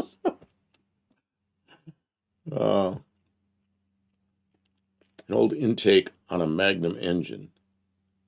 I don't think you can do that No, but Summit because the Racing. bolts go in the wrong direction. Summit Race. Is it Summit Racing or is it Jegs? who's with Edelbrock? Edelbrock's with Edelbrock. Edelbrock's where you get all the deals. Anyways, one of those big retailers, they sell a crossover intake. It's got holes in both directions, so you can use. Oh, I and they're didn't know not that. terribly expensive for the generic pro intake. I mean, a couple $100, which I don't really want to spend a ton more money. And the thing about that is you could change intakes and you can change even cylinder heads later. Because once it's all been worked over and the engine's freshly put together with a fresh coat of paint, it's serviceable. This engine was old. And like when I took the bolts out of the timing cover, they were all like rotted and I was lucky to get them out without breaking them off. But now all the bolt, every gasket, everything's been turned. So now, if you want to change something, it's not nearly so bad because you know what you're getting into. Like when we tried to fix the exhaust leak on your car, and I thought, oh, I'll just take those 8 bolts off and put an exhaust. And then it turned into a 2 weeks. It's like everything with an old car. And I just did a short on, you know how it is. You see TV and there's this polished floor and there's a guy in a clean suit with a name tag and he's got one tool in his hand and it takes him like 5 minutes to do a job, maybe less. And I'm trying to do the same job and I got like all this stuff and tools everywhere and I'm filth and flux up to my armpits and I'm trying to solder and burning my fingers and everything. So that's kind of how everything is. And yeah, that's what happens when you dive into a project. And she was just going to put an exhaust manifold gasket on my car, and it turned into pulling ahead and having to drill out all those studs and everything. A pain in the ass. Let's see. Good old stuff. Just get some rebuild black from Vice Grip Garage, and you'll be fine. Here's that shiny stuff. Remember heating up the springs with a torch load car? I sure do, and I've done that. My Matador set real high in the front. I put it up on an alignment rack, and I heated up one coil and just collapsed it down on another coil. I did the same thing on the other side. And the guys in alignment shop are really mad at me. You're brand new car, don't heat the springs. And I just like glowing the thing red, set the car right down. Did it evenly on both sides, but I collapsed one coil on each side. And then I did a wheel alignment on it. And the car looked kind of cool because it was sitting high in the front. When I got done, it was just sitting tiny bit nose low in the front. And I liked it. So, eh. But I was 20 then. So,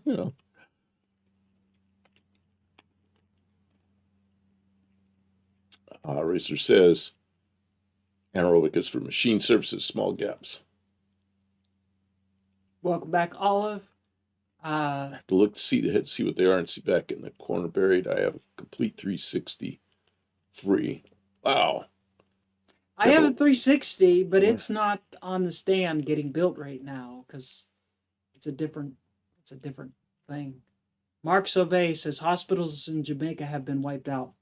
If you're not following the news at all, there was an enormous hurricane, like world record set high winds that hit Jamaica full brunt, and I have not seen. I don't know how much information is going to come out instantly about it, but anything in its path would have been destroyed.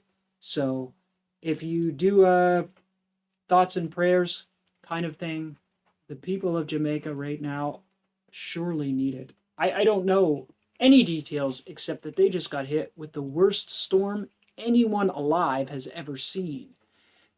They're nothing on record that big has ever hit Jamaica, so they are in dire.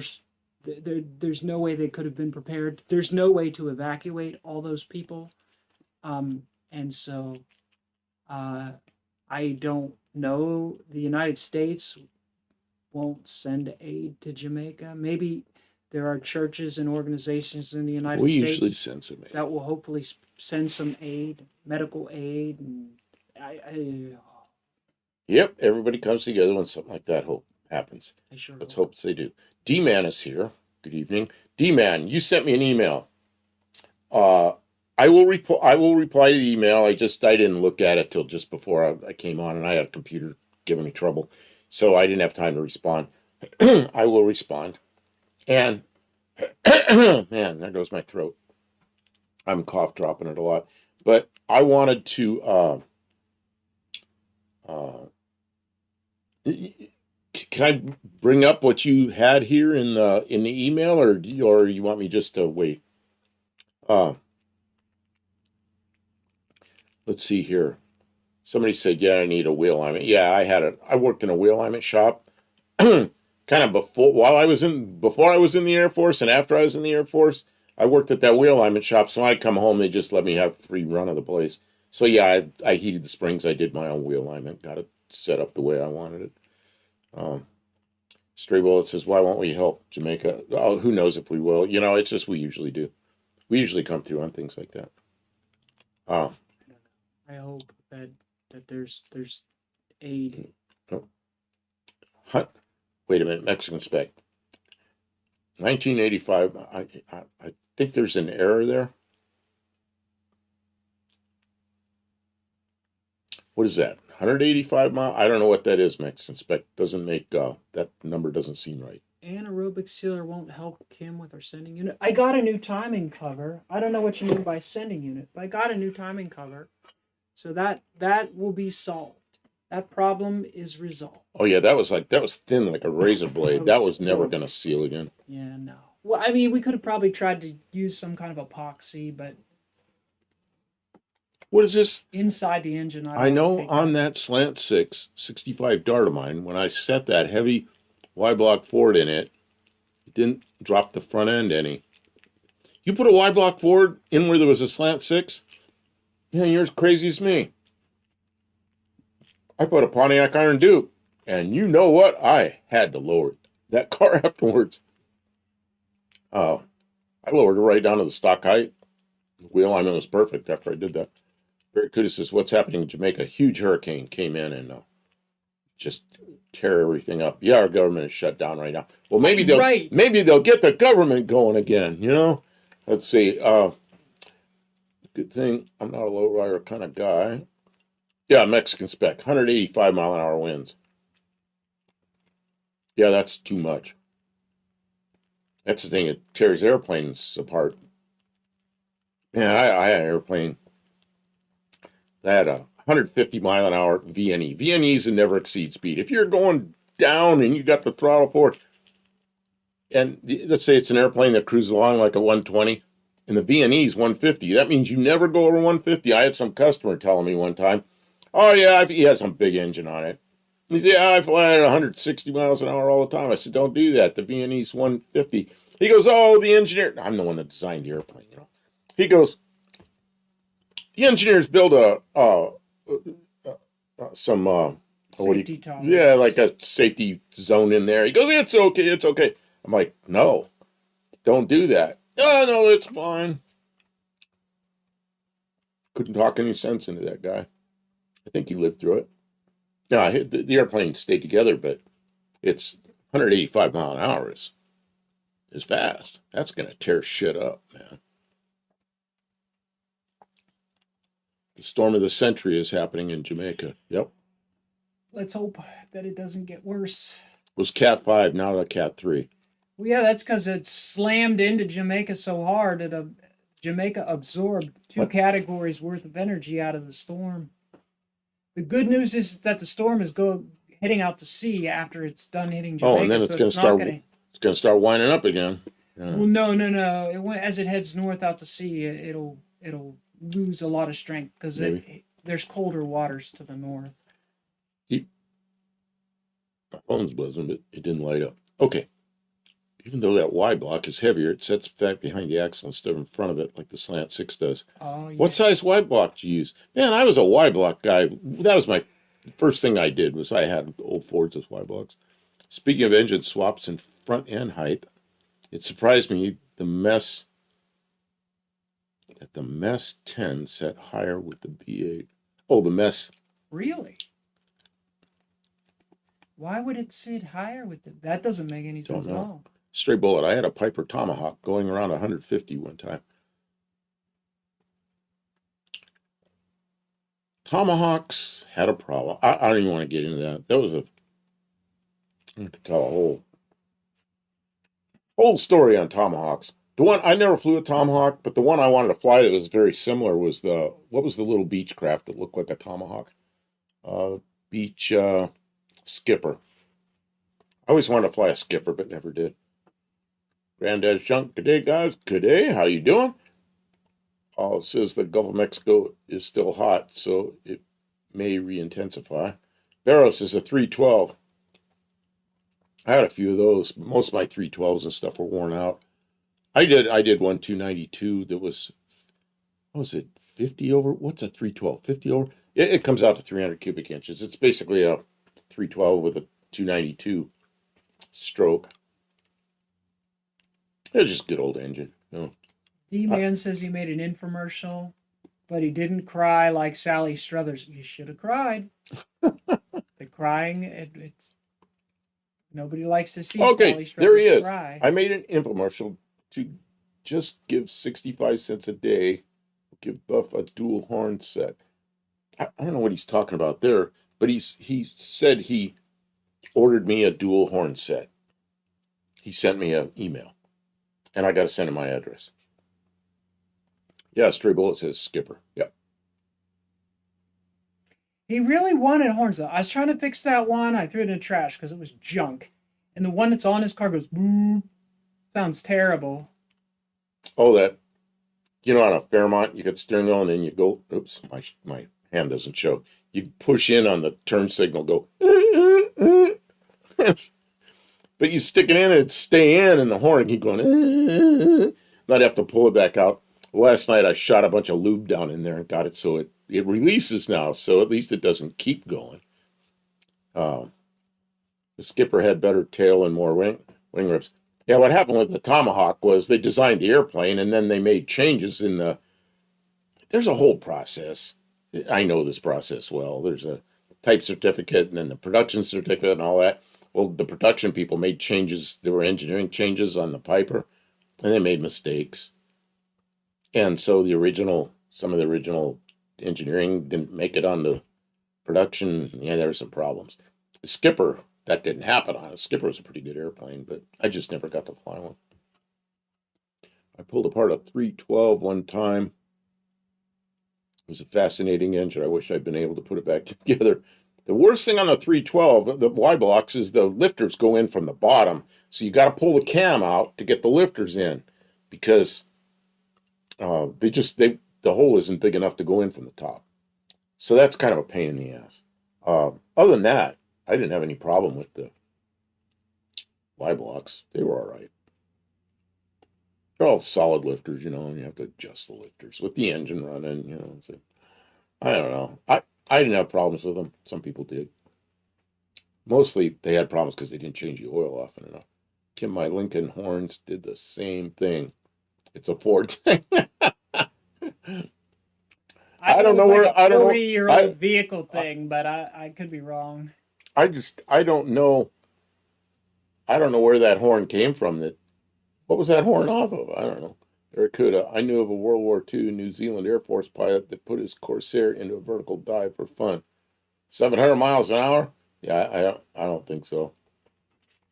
They'll tell you stuff like that, but that would be supersonic airflow over the top of the wing. Gonna be some problems. Barrows said rule of thumb with engines is for every inch you move it back, you take 100 pounds off the front and add it to the rear in an inch. Is that all? Maybe. I know when you move it back, it really. That's a lot change. Vintage says, I appreciate it. My dad had a 292 on his property.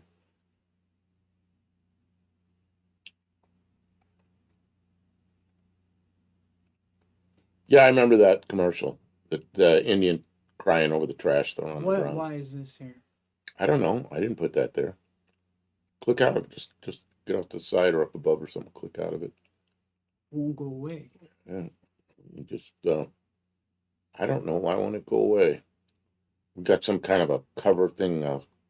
Yeah, do that and then close that. Yeah, I don't know. I don't know what's going on. It's gone now. It's one of these pop-up things. It's like, what's that for? But she got rid of it. What do you car find? Yes, it was all the rage in the 70s. Iron. There's Cody. Mo Parquet cook spaghetti. And that sounds good. G-Man, yeah, weight distribution. Did you make enough for all of us? Mine has to be gluten-free, so it's Mexican spec. Spaghetti! Woo! I do like spaghetti sometimes. You know what? It's a lot of gluten, but I eat it anyways. I said something the other night about Kim cooking, and she goes, "Why do you think I cook all the meals?" No, you know what? She makes meat for tacos. She makes taco meat. She mixes beef and ground turkey together and puts some. And she always does a good job on it. Sometimes she puts it in a crock pot. Sometimes she cooks it on the stove. But it's always good. But I don't want to say I've been a miserable bitch lately. Sometimes I cook. I haven't sometimes been in the best mood. Yeah, she's been kind of. You know what else is? We've been recording stuff for videos, but they're all like longer videos that like take weeks to like make, and so I have nothing to put out because it's like very slow project progress on like these parts trickling in for the 318. Like there's not a lot to say about it. There's nothing to make, and I've noticed that update videos like where you talk about 3 or 4 different topics, they don't do well. So like I don't want to waste time making those. So I've been grouchy because I'm not getting any good progress on our videos. I don't know. I was grouchy early in the stream. I'm sorry, everyone. You were all very patient with me. You made jokes and made me feel better. Thank you. Barrows says to finish 272, 292, 312s are all the good ones. The little 239 is kind of all alone and not much crosses over. You know what else there is? There's a 256. In 1954, Ford had a 239, Mercury had a 256. And then 55 and later, they were all, those 2 engines, 239, 256, were 1-year engines. All the rest of them were 272, 292, 312. I suspect living in Hollywood, he began to insist even in his private life that he was Native American, over time claiming membership in several different tribes. In 1996, Cody's half-sister said that he was of Italian ancestry, but he denied it.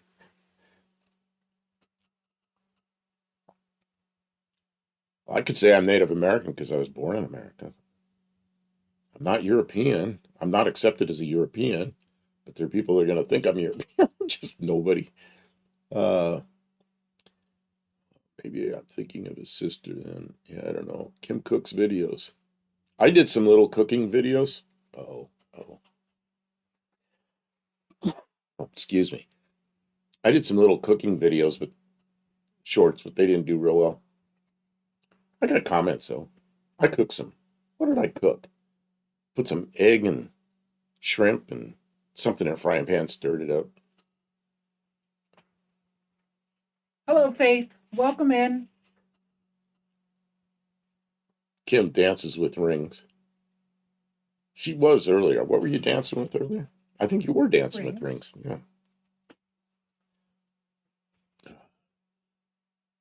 Well, Kim, we've been here for 3 hours. Does that mean you're worn out? Well, I want to know what you think. Oh, I don't know. We stopped moving the Butcher show.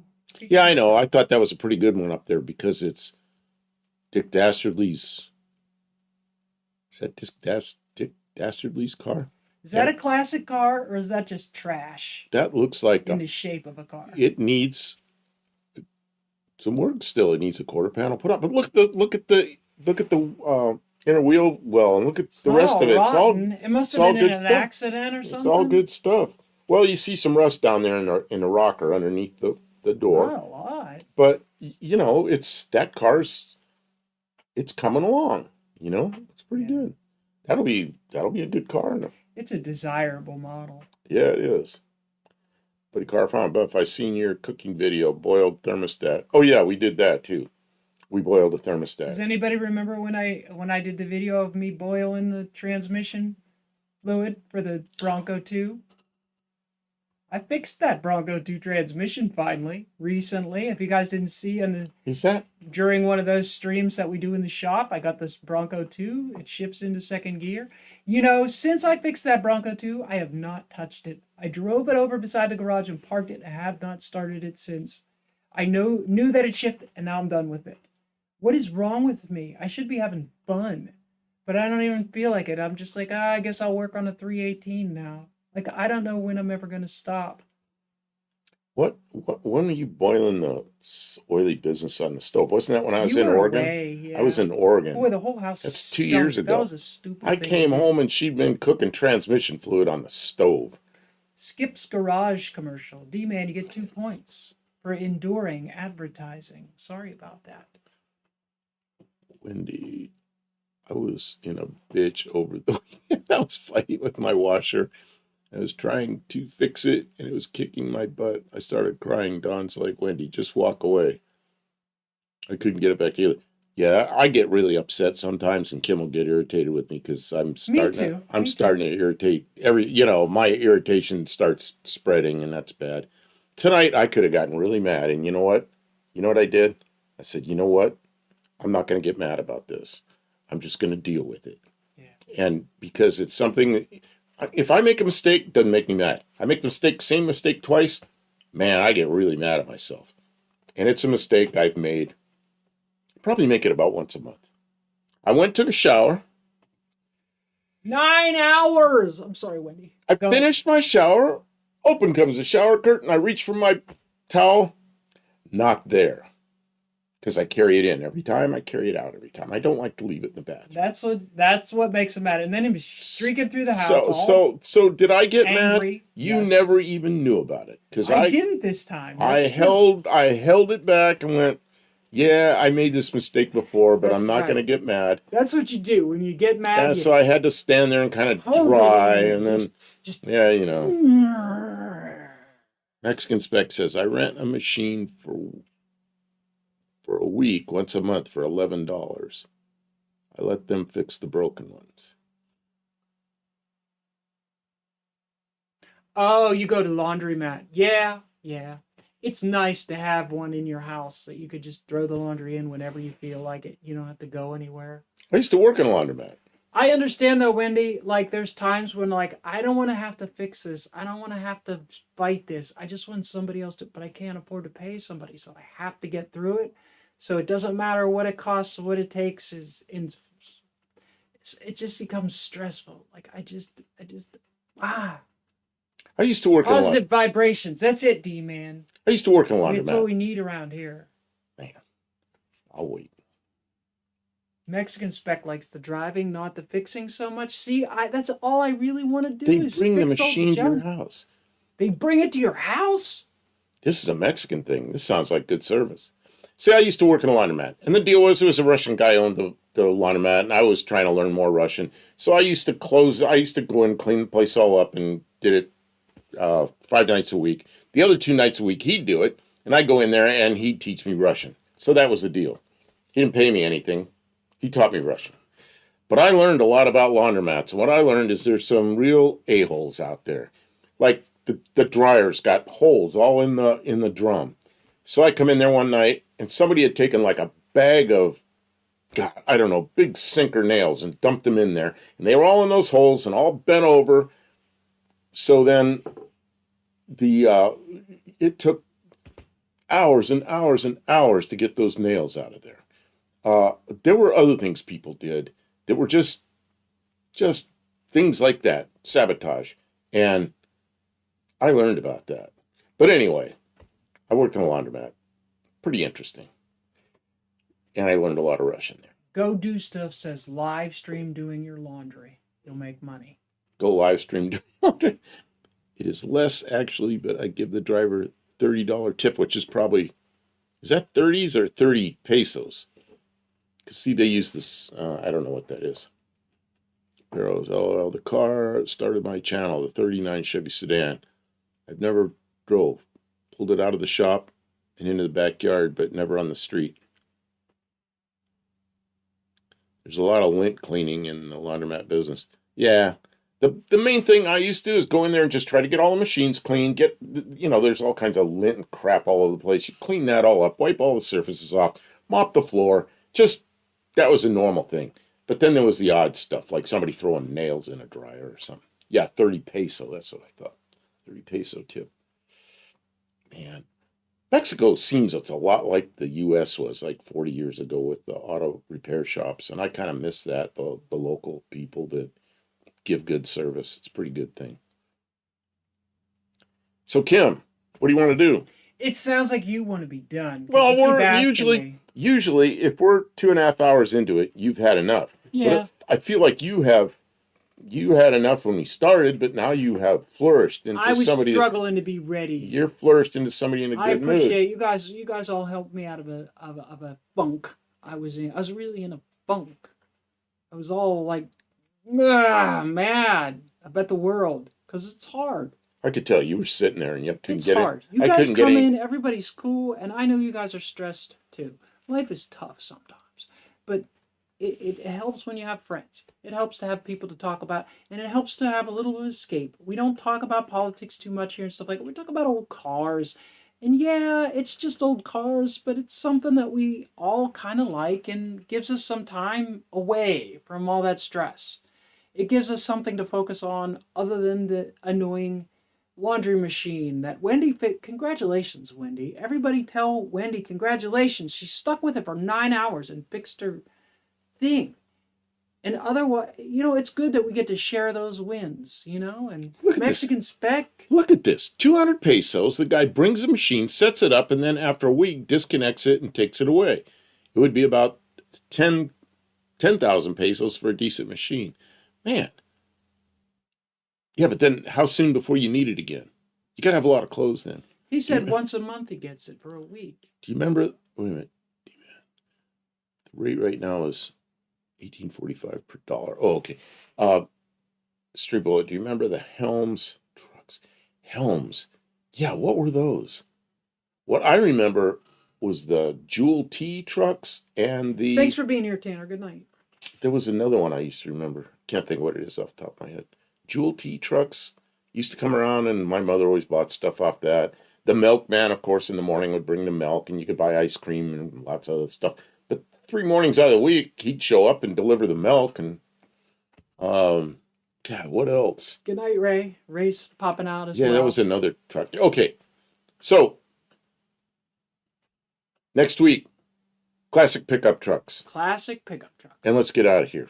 Helm's bread trucks, you're allowed to send a Oh bread yeah, truck okay, too. the bread truck. Yeah. Although it's not technically a pickup truck, we'll Oh, allow it. buddy car found out my TV died today, only 2 years old. That's a long time for a TV. Did it have a warranty? Luckily, new TVs are kind of cheap. I'm sorry, buddy. I hope you can find something. Around here, we get TVs on Facebook Marketplace. That's what Kim's bought. Cheap. All our monitors, we have one expensive one that was left here by my former wife, People and the rest of they them, want you to take them away. the rest of them are all inexpensive, yeah, marketplace stuff. It was a water valve. $141, a lot of money. I'm glad you got it fixed though, and that is a lot of effort. Never Man. fixed a washing machine, but took several apart. Yeah, Barrows. taking them apart's not so bad. Getting them back together and still work. Okay, every day I come home from work, Sparrows, sit on the back porch, listen to Industrial Disease, Dire Straits, finish my smoked unwind for the day. Dire Straits is one of my favorite groups. You want to know what I like to listen to? Okay. Dire Straits would be right up near the top of the list. Good stuff. Amazon bringing a new one tomorrow. Wow. Hopefully you didn't buy the $3,000 one because they don't last any longer than the $150 one. Okay. I'm not going to hit Kim in the face. Thank you to our moderators, to all our guests and friends who have come in and commented tonight. Thank you. We got super chats tonight. Thank you so much for the donations. It feels nice. And we will be in the shop on Thursday. What do you Thursday think? night we should be on the shop. Yeah. Thursday we'll be in the shop. I'll have the fireplace going so we can be warm enough to work on the 318. Are we going to have your car in there? Are we going to be doing something else? I don't know, but my car's got all. I'm doing the fun stuff on my car now, like I'm fixing the lights, and I mean not like the backup lights were really dim, and now they're nice. And I did some other things to lights. If I have horns, I'll put horns in. There's I want to do the little console and everything. I don't know what I'm gonna do, Kim. And then I'll pull it out, and we'll pull something else in. I don't know. We'll just see how it goes. So we'll be here Thursday and night. Saturday and next Tuesday. So Thursday thanks night, everybody for Thursday being night, so supportive. 10 Central. We appreciate you. And we will try and bring you something entertaining to do if you're not too busy. Did we fix the window? The window is working really good. Window's working so well. Yeah. When I roll it up and down, I still worry about it's going to shatter, but it always feels so good. No. But I always... The track was really misaligned, but it was like that from the factory. I don't know how it was ever not a problem, but it's better now. It moves slowly. It doesn't bind like it was. Yeah, potbelly stove weather. Yep, we've been running the wood stove. Yep. And it rained a couple days, so I'm gonna have a hard time getting some kindling. But once you get it going, it warms up real good. Yeah, check out the American Hot Rod Association tomorrow night. Hopefully with Dallas Brown. They already have the thumbnail. Professor up. P. They have the thumbnail. That ought to be fun. So we will see you guys in lives. Did you put the antifreeze in the dart? No, it's sitting on the hood, and it's been in the 50s, so it's not going to freeze. But the water is drained out, and I want to put heater hoses on before I fill it up with antifreeze because I might want to drive it this winter, and I want to have the ability to defrost. So the heater hoses were just looped. I want to extend them into the heater core. Is that heater core okay? I don't know. Oh, we should pull it out. That's an easy heater to pull out compared to mine. It's not all crusty or anything at the firewall. Well, we could take it out and pressure check it, and if it's not okay, fix it or replace it before you put the antifreeze in and dump coolant all over the inside of the car. It was a small job, and now it's turning into a much bigger job. Like all things. Yeah, but that's an easy one compared to like the Fairmont pulling a heater out. I don't even think I can put it in the shop to work on it because I think it's going to be too muddy, and then we'll be out there with a 4-wheel drive trying to pull it out. So. Okay. Take care. Thanks, everybody. Take care, everybody. We'll talk more on Thursday, and it's been swell, but the swelling has gone down, which is an important thing to